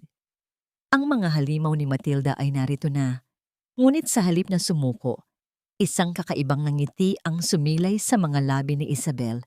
Hinawakan niya ng mahigpit ang kamay ng kanyang ama. "Hindi tayo mamamatay rito, Papa. Ngayon ko lang kayo nahanap. Hindi ko hahayaang mawala kayo ulit. Kung kailangang sunugin ko ang islang ito para lang makalabas tayo, gagawin ko. Ngunit paano sila makakatakas sa isang islang napapalibutan ng mga armadong lalaki at wala ng sasakyang magdadala sa kanila sa kaligtasan? At ano ang gagawin ni Marco sa Maynila ngayong wala si Isabel para pigilan ang kanyang mga huling balak na itago ang lahat ng ebidensya? Walang halaga ang lahat ng ginto sa mundo kung ang tanging kayamanang natitira sa akin ay mamamatay sa harap ng aking mga mata. Ang katotohanan ito ay parang isang malamig na agos ng tubig na dumaan sa likod ni Isabel habang pinagmamasdan niya ang nagliliyab na helicopter. Ang usok na kulay itim ay tila isang dambuhalang kamay na umaabot sa langit, habang ang init mula sa apoy-amoy ay nararamdaman niya sa kanyang balat. Ngunit sa halip na tumakbo palayo, mas lalo niyang hiningpitan ang pagkakahawak sa nanginginig na kamay ng kanyang ama. Sa gitna ng kaguluhang ito, sa ilalim ng mga putok na tila kidlat na nagmumula sa mga baril ng mga tauhan ni Eduardo, naramdaman ni Isabel ang pagyakap ng kanyang ama. Isang yakap na punong-puno ng amoy ng lupa, pawis at maraming taon ng pag-iisa. Ang butuhan at mahinang katawan ni Don Alejandro ay tila isang marupok na luntian sa gitna ng bagyo, ngunit para kay Isabel, iyon ang pinakaligtas na lugar sa mundo. "Anak, Isabel." Ang boses ni Alejandro ay parang isang tuyong dahon na hinihipan ng hangin, basag at puno ng pagsisisi. "Huwag mo na akong iligtas. Iwan mo na ako rito. Takbo na, anak." Umiling si Isabel. Ang kanyang mga mata ay nananatiling nakatuon kay Eduardo na dahan-dahang lumalapit. Bitbit ang isang ngiting tila sa demonyo. "Hindi tayo maghihiwalay, Papa. Kung mamamatay tayo, mamamatay tayong magkasama. Pero sumisigaw ang bawat hibla ng aking pagkatao. Hindi pa ito ang dulo natin." Ang malakas na dagundong mula sa nagliliyab na bakal ng helicopter ay muling yumanig sa paligid, dahilan upang pansamantalang maantala ang paglapit ni Eduardo. Sa pagkakataong yon, mula sa masukal na bahagi ng kagubatan, isang pamilyar na boses ang narinig nila. "Dito? Sa direksyong ito." Sigaw ni Attorney Gabriel. Hindi pala ito kasamang nasunog sa helicopter. Nakatalon ito bago pa man mangyari ang pagsabog. Kasama niya ang isang lalaking tila lokal sa isla, isang mangingisdang may hawak na matalim na itak at pamilyar sa bawat siwang ng gubat. Sa tulong ng mangingisda, mabilis nilang binuhat si Don Alejandro patungo sa isang lihim na lagusan sa ilalim ng mga naglalakihang ugat ng puno ng balete. Ang bawat hakbang ay puno ng hirap. Ang mga sanga ay sumasampal sa mukha ni Isabel at ang tunog ng mga tauhan ni Eduardo na sumusugod sa likuran nila ay tila mga asong gutom na humahabol sa kanilang biktima. Nang makarating sila sa isang maliit at tago na kuweba sa kabilang bahagi ng bundok, doon lamang sila nakahinga ng maluwag. Ang kuweba ay amoy lumot at malamig, ngunit nagbigay ito ng pansamantalang proteksyon mula sa mga armadong lalaki. Dahan-dahang inihiga ni Isabel ang kanyang ama sa isang banig na gawa sa tuyong dahon. Kinuha niya ang kanyang panyo at binasa ito ng tubig mula sa tumutulong tubig sa kisame ng kuweba upang linisin ang maruming mukha ni Alejandro. "Papa, magpahinga kayo," bulong ni Isabel. Ang kanyang boses ay muling bumalik sa pagiging malambing na anak. Tumingin si Alejandro sa kanya. Ang mga mata nito ay unti-unting nagluluha. "Kamukhang kamukha mo ang iyong ina, Isabel. Ang tapang sa iyong mga mata. Iyan ang nagligtas sa akin sa loob ng 10 taon na pagkakakulong ko sa dampang yun. Iniisip ko na balang araw, darating ka." Hinawakan ni Isabel ang kamay ng ama. "Bakit nila ito ginawa, Papa? Bakit kailangang umabot sa ganito?" Huminga ng malalim si Alejandro. Ang bawat hininga ay tila isang pag-alala sa masakit na nakaraan. Dahil sa isang lihim na hindi matanggap ni Matilda, ang kumpanyang Valderrama ay itinayo sa ibabaw ng isang malaking kasinungalingan. Hindi nila pag-aari ang teknolohiya at ang mga lupang ginagamit nila. Ninakaw nila ang mga dokumento at nang malaman ko ang balak nilang pagpatay sa akin, itinago ko ang orihinal na titulo sa Isla de Fuego. Akala nila ay napatay na nila ako sa dagat. Pero binuhat ako ng agos dito. At dito ako nahanap ni Eduardo. Sa labas ng kuweba, ang dilim ay nagsisimula nang bumalot sa isla. Ang tunog ng mga kuliglig ay tila isang babala. Alam ni Isabel na hindi titigil si Eduardo hanggat hindi sila natatagpuan. Ngunit sa gitna ng takot, naramdaman niya ang isang uri ng kapayapaan. Nahanap na niya ang nawawalang piraso ng kanyang buhay. Samantala, sa Maynila, nakaupo si Matilda sa kanyang madilim na silid. Hawak ang isang baso ng alak. Isang tawag ang kanyang natanggap. "Madam, tapos na. Wala ng helicopter, wala ng Isabel," ang sabi ng boses sa kabilang linya. Isang mapait na ngiti ang sumilay sa mga labi ni Matilda. "Mabuti. Ihanda ang mga dokumento para sa pagbawi ng mga ari-arian. Sabihin sa media na isang trahedya ang nangyari." Ngunit sa tabi niya, si Marco ay nakatayo sa pintuan, nakikinig sa usapan. Ang kanyang mukha ay puno ng panginginig. "Mama, pinatay niyo ba talaga si Isabel? Asawa ko siya, Ma. Kahit anong mangyari, mahal ko pa rin siya." "Tumahimik ka, Marco," singal ni Matilda. "Ginagawa ko ito para sa'yo, para sa kinabukasan mo. Huwag kang maging mahina gaya ng tatay mo." Hindi alam ni Matilda na ang pag-ibig ni Marco, bagaman baluktot at puno ng pagkakamali, ay nagsisimula nang maging isang lamat sa kanyang matibay na pader. Balik sa isla, habang natutulog si Alejandro, tiningnan ni Isabel ang relo ng kanyang ama. Ang bawat tiktak nito ay tila isang paalala na malapit na ang katapusan ng labanang ito.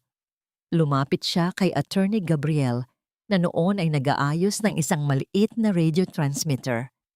"Attorney, kailangan nating makalabas dito bukas ng umaga. May paraan ba?" tanong ni Isabel. Tumingin si Gabriel sa kanya. Ang mukha ay seryoso. May isang mangingisda na darating bukas bago sumikat ang araw. Pero kailangan nating dumaan sa kuta ni Eduardo. Iyon lang ang tanging daan patungo sa kabilang pampang kung saan tayo susunduin.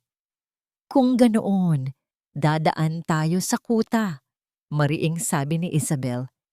"Hindi na ako tatakbo, Attorney. Oras na para harapin ang halimaw sa sarili niyang lungga." Ngunit sa gitna ng kanilang pagpaplano, isang kakaibang tunog ang narinig nila mula sa loob ng kuweba. Isang mahinang kaluskos na hindi nagmumula sa hayop. Isang anino ang dahan-dahang lumalabas mula sa madilim na sulok ng kuweba. "Sino ka?" Sigaw ni Isabel habang itinatago ang kanyang ama sa kanyang likuran. Ang anino ay dahan-dahang lumabas sa liwanag ng maliit na sulo. Isang babaeng nakasuot ng luma at punit-punit na uniforme ng katulong. "Huwag kayong matakot, senyorita. Ako si Elena." Ang katulong na inakala nilang napatay, kasama ng iyong ama, 10 taon na ang nakalilipas at may hawak akong ebidensya na mas matindi pa sa titulong hinahanap nila. Ano ang ebidensyang hawak ni Elena? At paano nito babaguhin ang tadhana ni Isabel at ng mga Valderrama? 10 taon akong naging anino sa ilang ito, senyorita. 10 taon na ang tanging kasama ko ay ang takot at ang mga alaala ng gabing iyon na tila ayaw akong patahimikin. Ang boses ni Elena ay parang isang kalawang na bakal na hinihiwa ang katahimikan ng kuweba. Ang kanyang mga mata na malalim na nakabaon sa kanyang bungo dahil sa hirap at gutom ay kumikinang sa ilalim ng liwanag ng mitsa. Sa bawat salitang lumalabas sa kanyang bibig, tila muling nabubuhay ang isang bangungot na matagal nang ibinaon ng mga Valderrama sa ilalim ng lupa. Dahan-dahan niyang inilabas mula sa kanyang gulanit na suot ang isang maliit at kalawanging lata ng biskwit. Maingat niya itong binuksan na tila ba ang laman nito ay ang pinakamahalagang hiyas sa mundo. Sa loob, nakabalot sa isang piraso ng plastik, ay isang maliit na recorder at ilang mga liham na nanilaw na sa panahon. Noong gabing iyon sa Isla de Fuego, bago pa man mangyari ang sinasabing aksidente, narinig ko ang pag-uusap ni Matilda at ni Eduardo. Simula ni Elena, ang kanyang katawan ay nanginginig sa bawat pag-alala. Hindi lang sila nagnanakaw ng yaman, pinaplano nila ang bawat detalye kung paano itutumba si Don Alejandro para magmukhang itong biktima ng kalikasan. Hawak ko ang huling pagtatapat ng isang tauhan ni Eduardo na namatay sa aking bisig, isang sulat na nagsasaad na si Matilda mismo ang nag-utos na putulin ang preno ng sasakyan. Naramdaman ni Isabel ang isang matinding lumbay na humahaplos sa kanyang puso. Tumingin siya sa kanyang ama, na noon ay nakasandal sa pader ng kuweba. Ang mga mata ay nakapikit, tila ayaw nang makita ang katotohanang mas masakit pa sa kamatayan. Ang katahimikan sa loob ng kuweba ay naging mabigat, puno ng mga hindi masabing pighati at mga sakripisyong walang nakakaalam. "Elena, bakit hindi mo sinabi ang totoo noon?" Mahinang tanong ni Isabel, baka sa kanyang mga mata ang sakit at pag-unawa. "Bakit hinayaan mong manatiling nakabaon ang lahat ng ito sa katahimikan sa loob ng napakaraming taon?" Napayuko si Elena at napakawala ng isang mapait na ngiti. "Sino ba naman ang makikinig sa isang simpleng katulong, senyorita?" Mahina niyang sagot.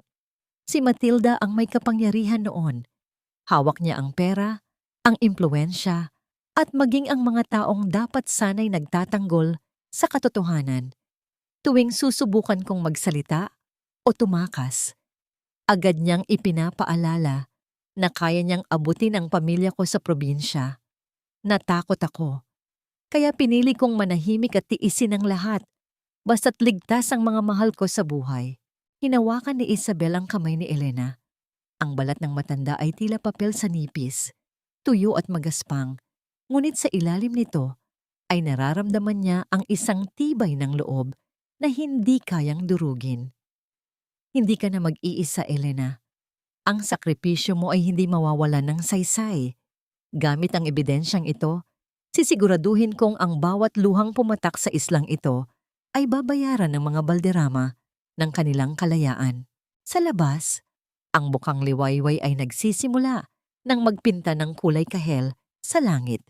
Ngunit ang lamig ng madaling araw ay nanunuot pa rin sa kanilang mga buto. Ito na ang itinakdang oras. Kailangan nilang dumaan sa kuta ni Eduardo upang makarating sa dalampasigan kung saan naghihintay ang bangka ng mangingisda. Kailangang maging maingat tayo, paalala ni Attorney Gabriel habang sinusuri ang paligid.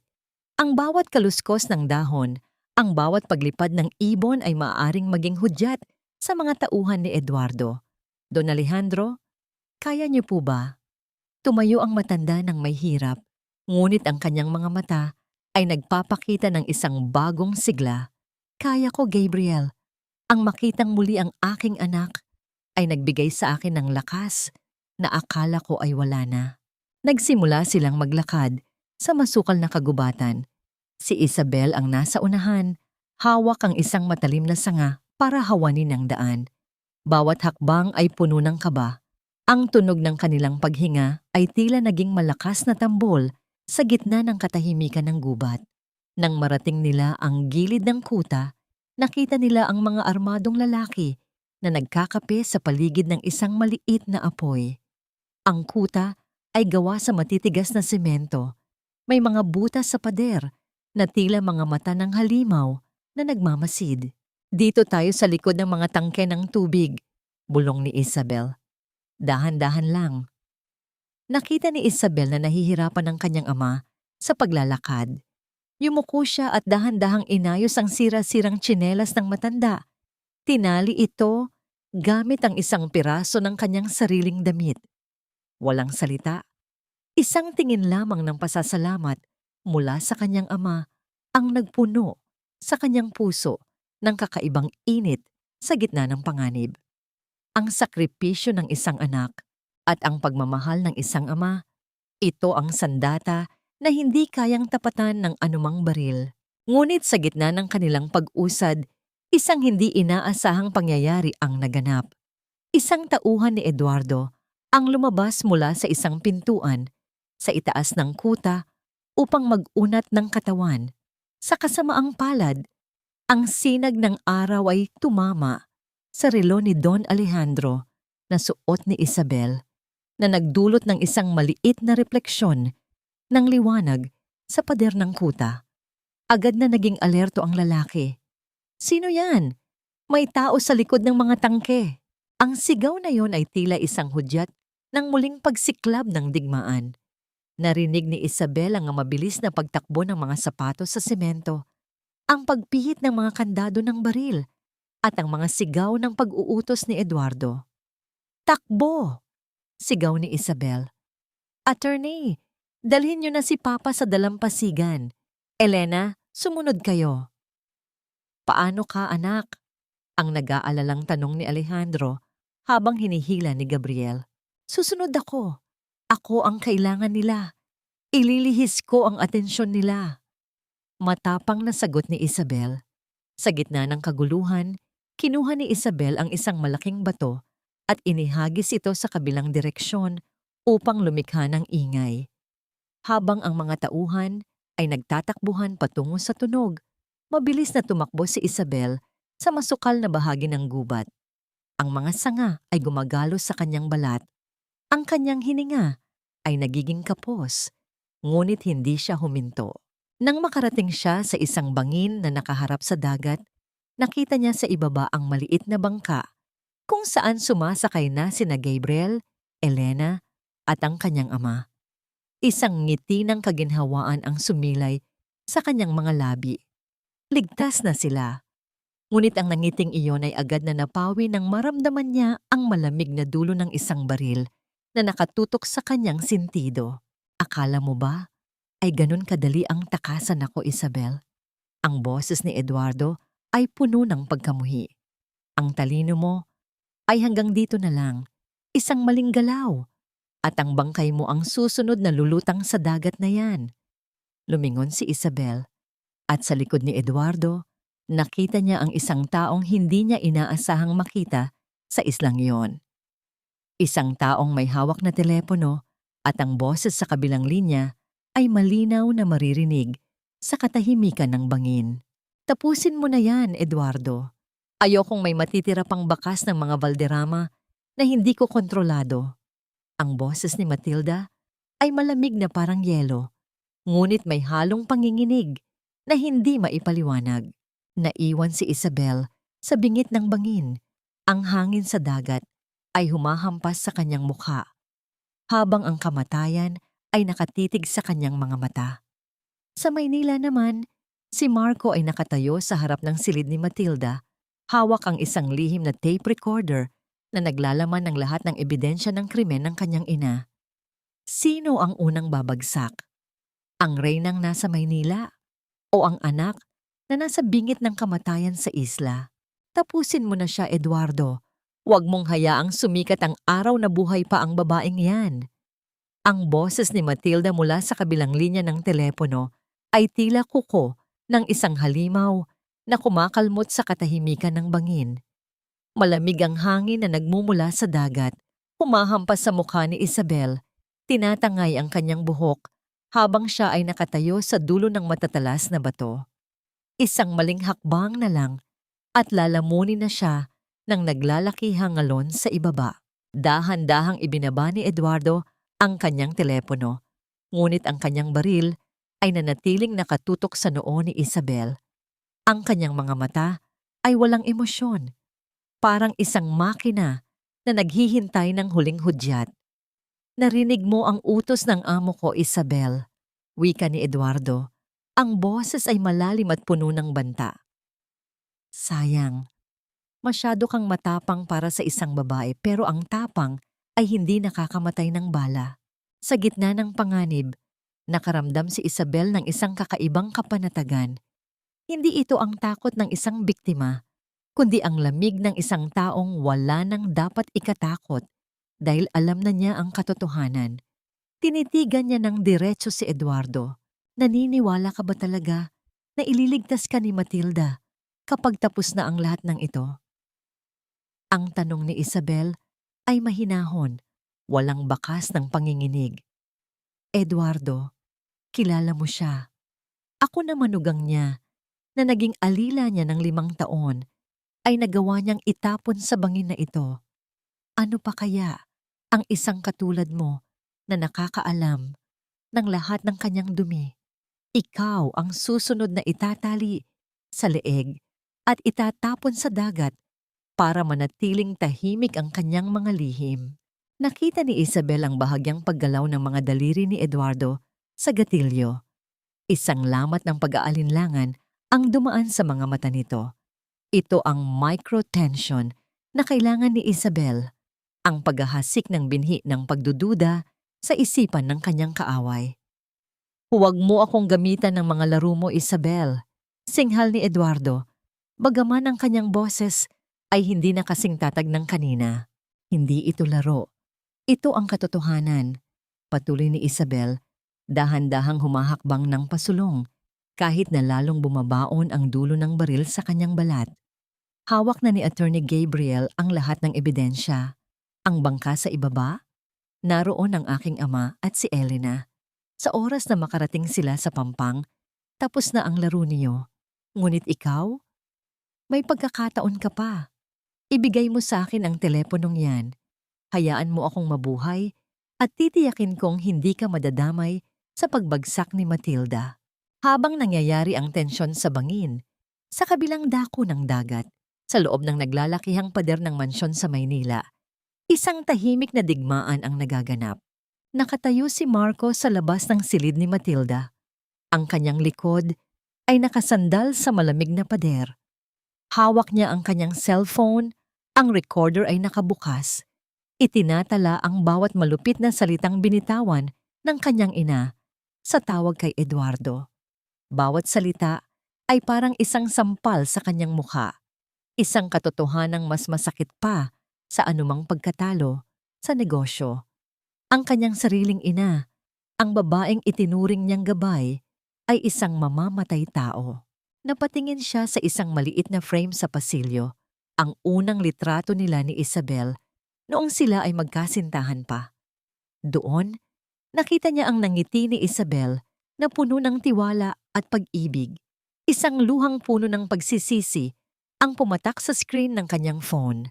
Sa unang pagkakataon sa loob ng 5 taon, naramdaman ni Marco ang bigat ng kanyang mga kasalanan. Ang kanyang utang na loob sa kanyang ina ay tuluyan ng naputol ng katarungan para sa babaeng tunay niyang minahal. Mabilis na naglakad si Marco palayo bago pa siya makita ni Matilda. Pumasok siya sa kanyang sasakyan, nanginginig ang mga kamay habang idinodial ang numero ng pulisya. I want to report a crime. No, a series of crimes. At ako ang magiging saksi. Balik sa Isla de Fuego, ang tensyon ay umabot na sa sukdulan. Isang malakas na tunog ng sirena ng barko ang umaling-awngaw mula sa malayo. Ang mga Coast Guard na tinawagan ni Attorney Gabriel bago pa ang kanilang pag-atake ay dahan-dahan nang lumalapit. Nataranta si Eduardo. Tumingin siya sa dagat, pagkatapos ay kay Isabel. Huli na ang lahat, Isabel. Kung babagsak ako, isasama kita. Hinigpitan ni Eduardo ang hawak sa baril. Ngunit bago pa niya maiputok ito, isang matinding sigaw ang narinig mula sa ibaba ng bangin. Si Don Alejandro, kahit mahina ang katawan, ay pilit na tumayo sa bangka at sumigaw ng buong lakas. Isabel! Anak! Huwag kang susuko! Ang boses ng kanyang ama ay tila nagbigay kay Isabel ng lakas ng 1,000 mandirigma. Sa isang mabilis at hindi inaasahang galaw, hinawakan ni Isabel ang braso ni Eduardo at buong lakas itong ipinihit. Ang baril ay binitawan ni Eduardo dahil sa gulat at sakit. Nahulog ito sa matatalas na bato at dahan-dahang narinig ang pagbagsak nito sa tubig. Na nagkaroon ng pisikal na pakikibaka sa bingit ng bangin. Nagpambuno ang dalawa. Ang bawat galaw ay puno ng panganib na mahulog sa kamatayan. Ngunit ang pagnanais ni Isabel na mabuhay at makasama ang kanyang ama ay mas matimbang kaysa sa kasakiman ni Eduardo. Sa isang pagkakataon, nawalan ng balanse si Eduardo. Nadulas ang kanyang sapatos sa basang lumot ng mga bato. Isabel, tulong! Ang kanyang boses ay puno na ngayon ng takot. Nakaupo si Isabel sa lupa. Hinihingal habang nakatingin kay Eduardo na nakakapit na lamang sa isang ugat ng puno sa gilid ng bangin. Isang desisyon ang kailangang gawin ni Isabel. Hahayaan ba niyang mahulog ang lalaking naging instrumento sa paghihirap ng kanyang ama? O ililigtas niya ito para harapin ang katarungan? Tumingin si Isabel sa kanyang mga kamay. Ang mga kamay na ginamit niya sa paglilingkod sa mga Valderrama. Ang mga kamay na ngayon ay may kapangyarihang magbigay ng buhay o kamatayan. Hindi ako mamamatay tao gaya ninyo, Eduardo, bulong ni Isabel. Inabot niya ang kanyang kamay upang tulungan ang lalaki. Ngunit bago pa man magpang-abot ang kanilang mga daliri, isang malakas na tunog ng pagpunit ng ugat ang narinig. Ang ugat na kinakapitan ni Eduardo ay bumigay. Isang huling sigaw ng desperasyon ang narinig bago tuluyang nawala si Eduardo sa dilim ng kailaliman ng dagat. Naiwang mag-isa si Isabel sa tuktok ng bangin. Ang ulan ay nagsimulang pumatak. Tila hinuhugasan ng lahat ng dugo at dumi ng islang iyon. Napaluhod siya sa damuhan, umiiyak ng walang tunog, habang ang mga ilaw ng barko ng Coast Guard ay dahan-dahang tumatanglaw sa kanyang kinalalagyan. Ngunit sa gitna ng kanyang kaligtasan, isang tanong ang nanatiling nakabitin. Sa pagkawala ni Eduardo, sapat na ba ang ebidensyang hawak ni Marco sa Maynila para tuluyang mapabagsak ang reynang si Matilda? O may isa pang plano ang matanda para baligtarin ang lahat sa huling sandali? Hindi lahat ng sugat ay naghihilom sa gamot. Ang iba, kailangang hugasan ng katarungan para tuluyang tumigil ang pagdurugo. Ang kaisipang ito ang tanging humahawak sa katinoan ni Isabel habang nakasandal siya sa malamig na bakal ng barko ng Coast Guard.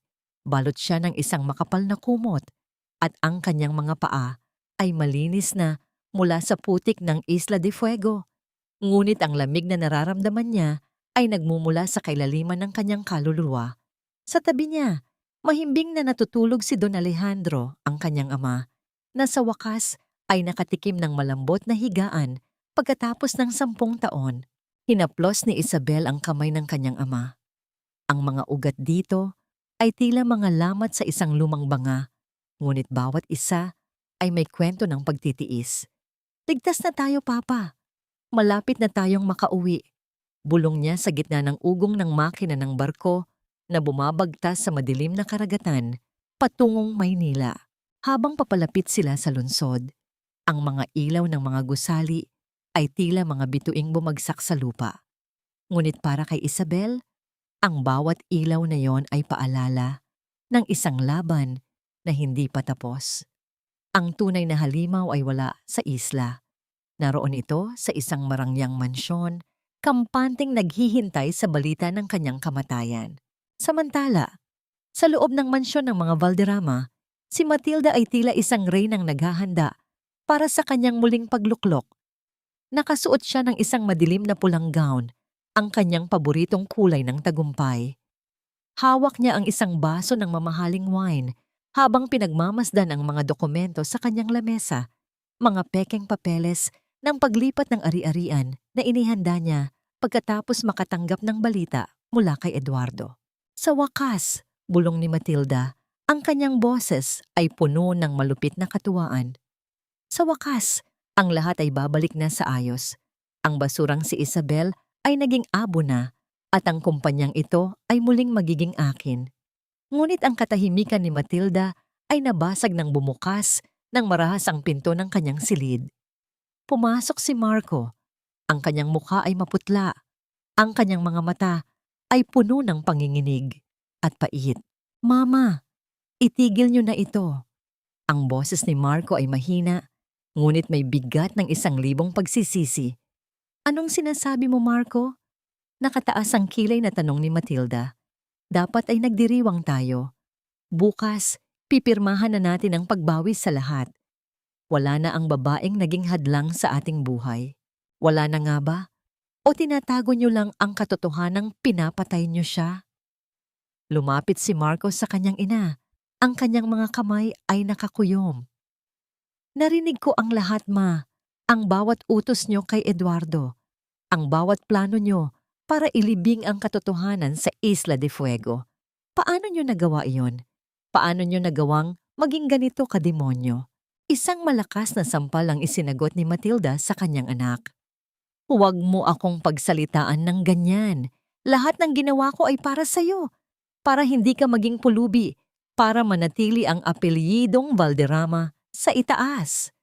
Ang apelyidong ito ay puno na ng dugo." Sigaw ni Marco habang tumutulo ang kanyang mga luha.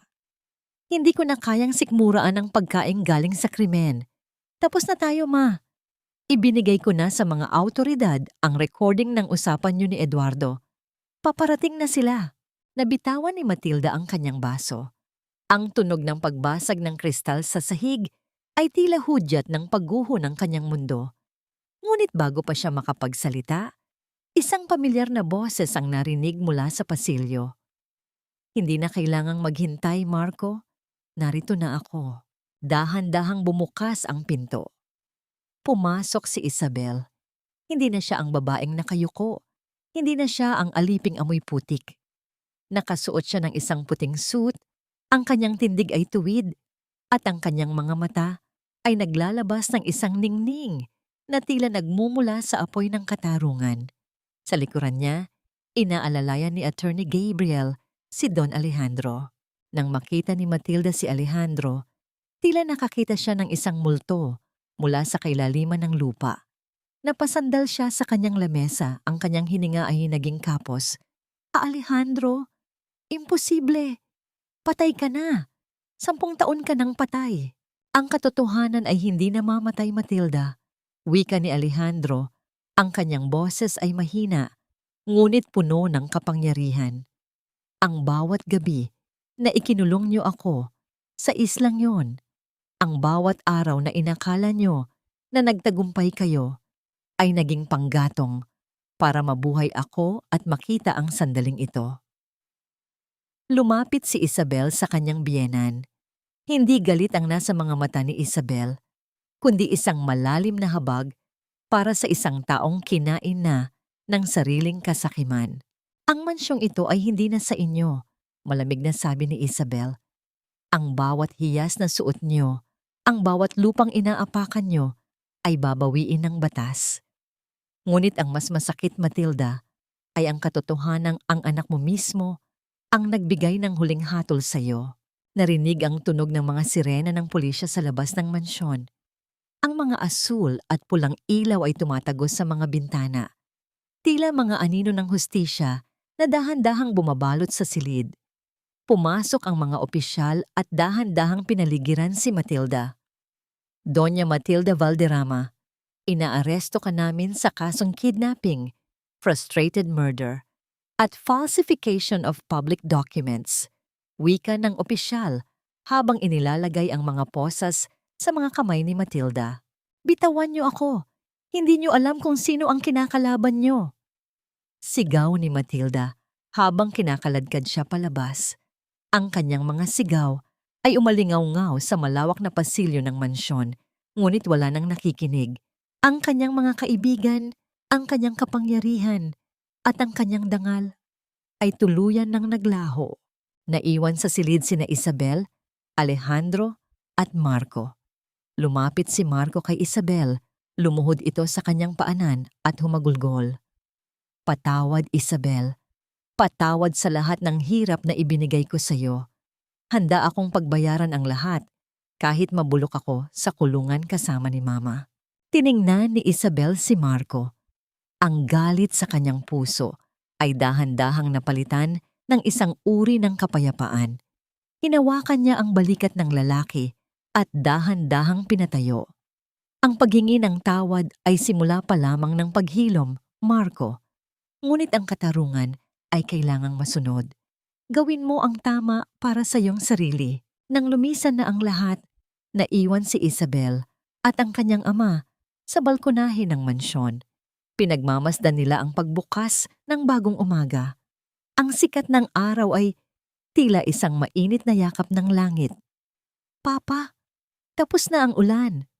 Bulong ni Isabel habang nakasandal ang kanyang ulo sa balikat ng ama. Simula pa lang ito ng ating tunay na buhay, anak, sagot ni Alejandro. Ngunit sa kabila ng katarungang nakamit, may isang bagay na hindi pa rin nasasagot si Isabel. Maari nga ba talagang malimutan ang lahat ng pait? O ang anino ng nakaraan ay mananatiling nakabuntot sa bawat hakbang ng kanilang bagong simula? Hindi lahat ng katarungan ay matamis ang lasa. Minsan, may kalakip itong pait ng mga taong nasayang, ng mga pusong nadurog, at ng mga alaalang hindi na maibabalik pa. Ito ang mga salitang paulit-ulit na naririnig ni Isabel sa kanyang isipan habang nakatayo siya sa harap ng isang makapal na salamin sa loob ng silid-dalaw ng kulungan. Sa kabilang panig, nakaupo si Matilda. Wala na ang mamahaling gown. Wala na ang mga diamanteng kumikinang sa kanyang leeg. Nakasuot na siya ng kulay kahel na uniforme. Ang kanyang buhok ay gulo-gulo. At ang kanyang mukha ay tila tumanda ng 10 taon sa loob lamang ng ilang araw. Kinuha ni Matilda ang telepono. Ang kanyang mga kamay ay nanginginig pa rin sa galit na pilit niyang pinanghahawakan hanggang sa huli. Nandito ka ba? Para pagtawanan ako, Isabel? Para ipakita na ikaw ang nanalo? Tumingin ng diretso si Isabel sa mga mata ng babaeng nagpahirap sa kanya. Narito ako para palayain ang sarili ko, Matilda. Narito ako para sabihin sa iyo na ang bawat sampal mo, ang bawat pang-aalipusta mo ay hindi nakabura sa kung sino talaga ako. Akala mo ay nakuha mo ang lahat, pero sa huli, ang sarili mo ring kasakiman ang naging bilangguan mo. Huwag kang magmalinis. Singal ni Matilda, ang kanyang boses ay nanginginig sa likod ng salamin. Kung hindi dahil sa anak kong si Marco, hinding-hindi niyo ako mahuhuli. Traitor siya. Pinili niya ang isang tulad mo kaysa sa sarili niyang ina.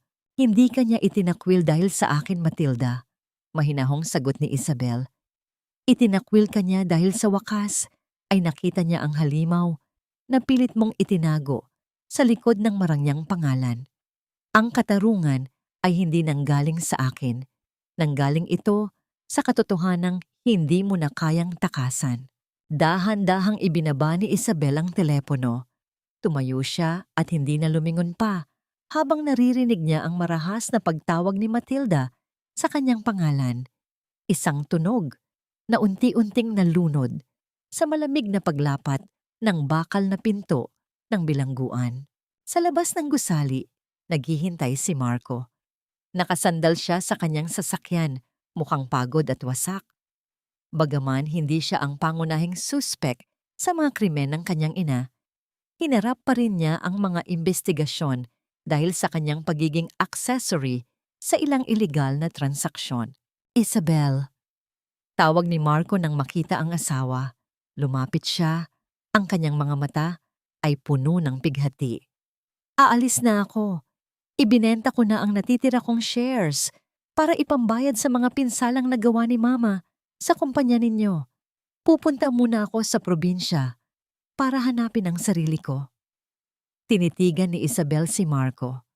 Ang galit na dati ay naglalayab sa kanyang puso ay wala na. Ang tanging nananatili ay ang distansya, isang malawak na karagatan ng mga pangakong napako.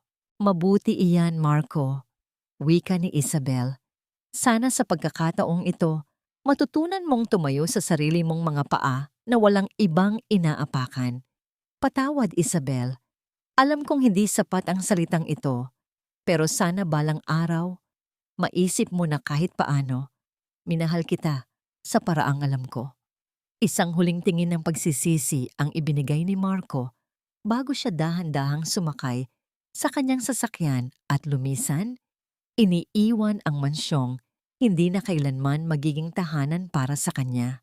Ilang linggo ang lumipas. Ang mansyon ng mga Valderrama ay muling nabuhay, ngunit sa ibang paraan. Inalis ni Isabel ang lahat ng madidilim na kurtina at pinalitan ito ng mga kulay na nagbibigay ng liwanag. Ang dating silid-aklatan ni Matilda ay naging isang opisina para sa fundasyon na itinayo ni Isabel para sa mga biktima ng pang-aabuso sa pamilya. Magkasamang nakatayo si Isabel at ang kanyang amang si Don Alejandro sa harap ng puntod ng kanyang ina. Ang hangin ay sariwa at ang mga bulaklak na puting rosas, ang paborito ng kanyang ina, ay mabangong mabango sa paligid. Dahan-dahang lumuhod si Alejandro at hinaplos ang pangalang nakaukit sa marmol. Elena, nandito na kami. Kasama ko na ang anak natin. Patawad kung natagalan ako. Naramdaman ni Isabel ang mga luha sa kanyang mga mata, ngunit sa pagkakataong ito, hindi ito luha ng pighati. Ito ay luha ng pasasalamat. Hinawakan niya ang balikat ng kanyang ama. Papa, masaya na si Mama ngayon. Nakita niya tayong magkasama. Alam ko, anak, sagot ni Alejandro habang tumatayo at niyayakap ng mahigpit si Isabel. Dahil sa iyo, ang pangalang nakuha ng putik ay muling naging ginto. Ikaw ang pinakamalaking tagumpay ng buhay ko. Bago lumubog ang araw, bumalik sila sa mansyon. Sa pintuan, sinalubong sila ni Attorney Gabriel na may dalang mga balita tungkol sa pag-unlad ng kumpanya. Ngunit hindi na ang pera ang prioridad ni Isabel. Ang kanyang layunin ay gamitin ang yaman para siguraduhin na wala ng ibang batang babae ang luluha sa dilim dahil sa kasakiman ng iba. Habang nakatayo si Isabel sa balkonahe, pinagmamasdan ang paglitaw ng mga unang bituin. Naramdaman niya ang isang kamay na humahawak sa kanyang balikat. Si Gabriel. Handa ka na ba para sa susunod na kabanata, Isabel? Tanong ni Gabriel. Ang kanyang boses ay puno ng suporta at isang uri ng paghanga na higit pa sa profesionalismo. Ngumiti si Isabel, isang tunay at payapang ngiti. Handa na ako, Gabriel. Ang mga siyengsik ng nakaraan ay naputol na. Ngayon, malaya na akong lumipad patungo sa kinabukasang ako mismo ang gagawa. Ngunit sa gitna ng katahimikan ng gabi, isang huling anino ng nakaraan ang tila nagparamdam, isang liham na naiwan sa lamesa ni Isabel na may tatak ng isang ospital sa ibang bansa. Isang liham na magbubukas ng isang katotohanang hindi inaasahan tungkol sa tunay na pagkatao ng kanyang yumaong ina. Anong lihim ang itinatago ng liham na ito? At paano nito babaguhin ang tingin ni Isabel sa kanyang buong pagkatao ngayong akala niya ay tapos na ang lahat ng bagyo? Ang bawat dulo ay simula lamang ng isang bagong kabanata na isinulat ng tadhana sa mga pahina ng ating buhay. Lumipas ang ilang buwan mula nang ang mga anino ng Isla de Fuego at ang madilim na pasilyo ng mansyon ng mga Valderrama ay napalitan ng liwanag at katahimikan. Sa bakuran ng mansyong ngayon ay tinatawag ng bahay ni Elena. Ang mga halamang dati ay lantutay ay namumukadkad na ngayon sa tindi ng kulay at bangis ng bango. Nakatayo si Isabel sa ilalim ng isang malaking puno ng nara. Hawak ang isang lihim na sulat na natanggap niya mula sa isang ospital sa ibang bansa, ang huling piraso ng puzzle ng kanyang pagkatao. Sa tabi niya, si Don Alejandro ay tahimik na nagdidilig ng mga halaman. Ang kanyang mukha ay may bakas na ng kalusugan at ang kanyang mga mata ay hindi na nakatingin sa nakaraan, kundi sa kasalukuyan. Binuksan ni Isabel ang sulat. Hindi ito tungkol sa isang sakit, kundi tungkol sa isang lihim na sakripisyo. Ang kanyang ina, si Elena, ay hindi lamang nagtago sa hirap para protektahan siya. Ayon sa liham ng doktor, may pagkakataon sana si Elena na gumaling kung ginamit niya ang perang itinabi ng kanyang ama para sa kanyang operasyon. Ngunit mas pinili ni Elena na tiisin ang bawat hapdi ng kanyang sakit. Huwag galawin ang huling sentimo para masigurado na sa pagdating ng tamang panahon ay may sapat na yaman si Isabel para labanan ang mga Valderrama. Isang huling luha ang pumatak mula sa mga mata ni Isabel. Isang luhang hindi nagaling sa pait, kundi sa isang wagas na pagkilala sa dakilang pag-ibig ng isang ina. Salamat, Ma. Dahil sa iyo natutunan kong ang tunay na yaman ay hindi matatagpuan sa vault, kundi sa lalim ng ating paninindigan. Bulong niya sa hangin na tila humahalik sa kanyang pisngi. Nakamit na ba ang katarungan? Sa loob ng isang madilim na selda, si Matilda ay nananatiling bilanggo hindi lang ng bakal, kundi ng kanyang sariling isipan.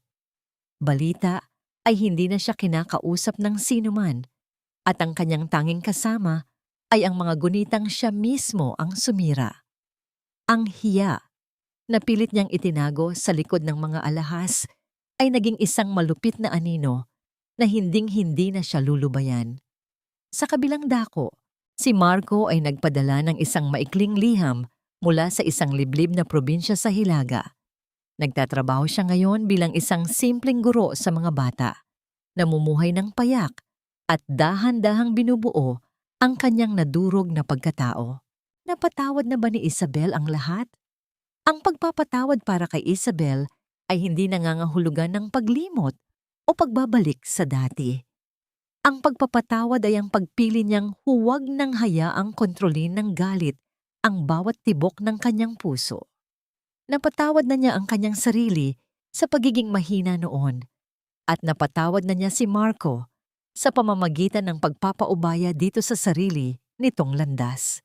Natagpuan na niya ang kapayapaan sa piling ng kanyang ama at sa pagtulong sa mga taong gaya niya ay dumanas ng kawalan ng katarungan.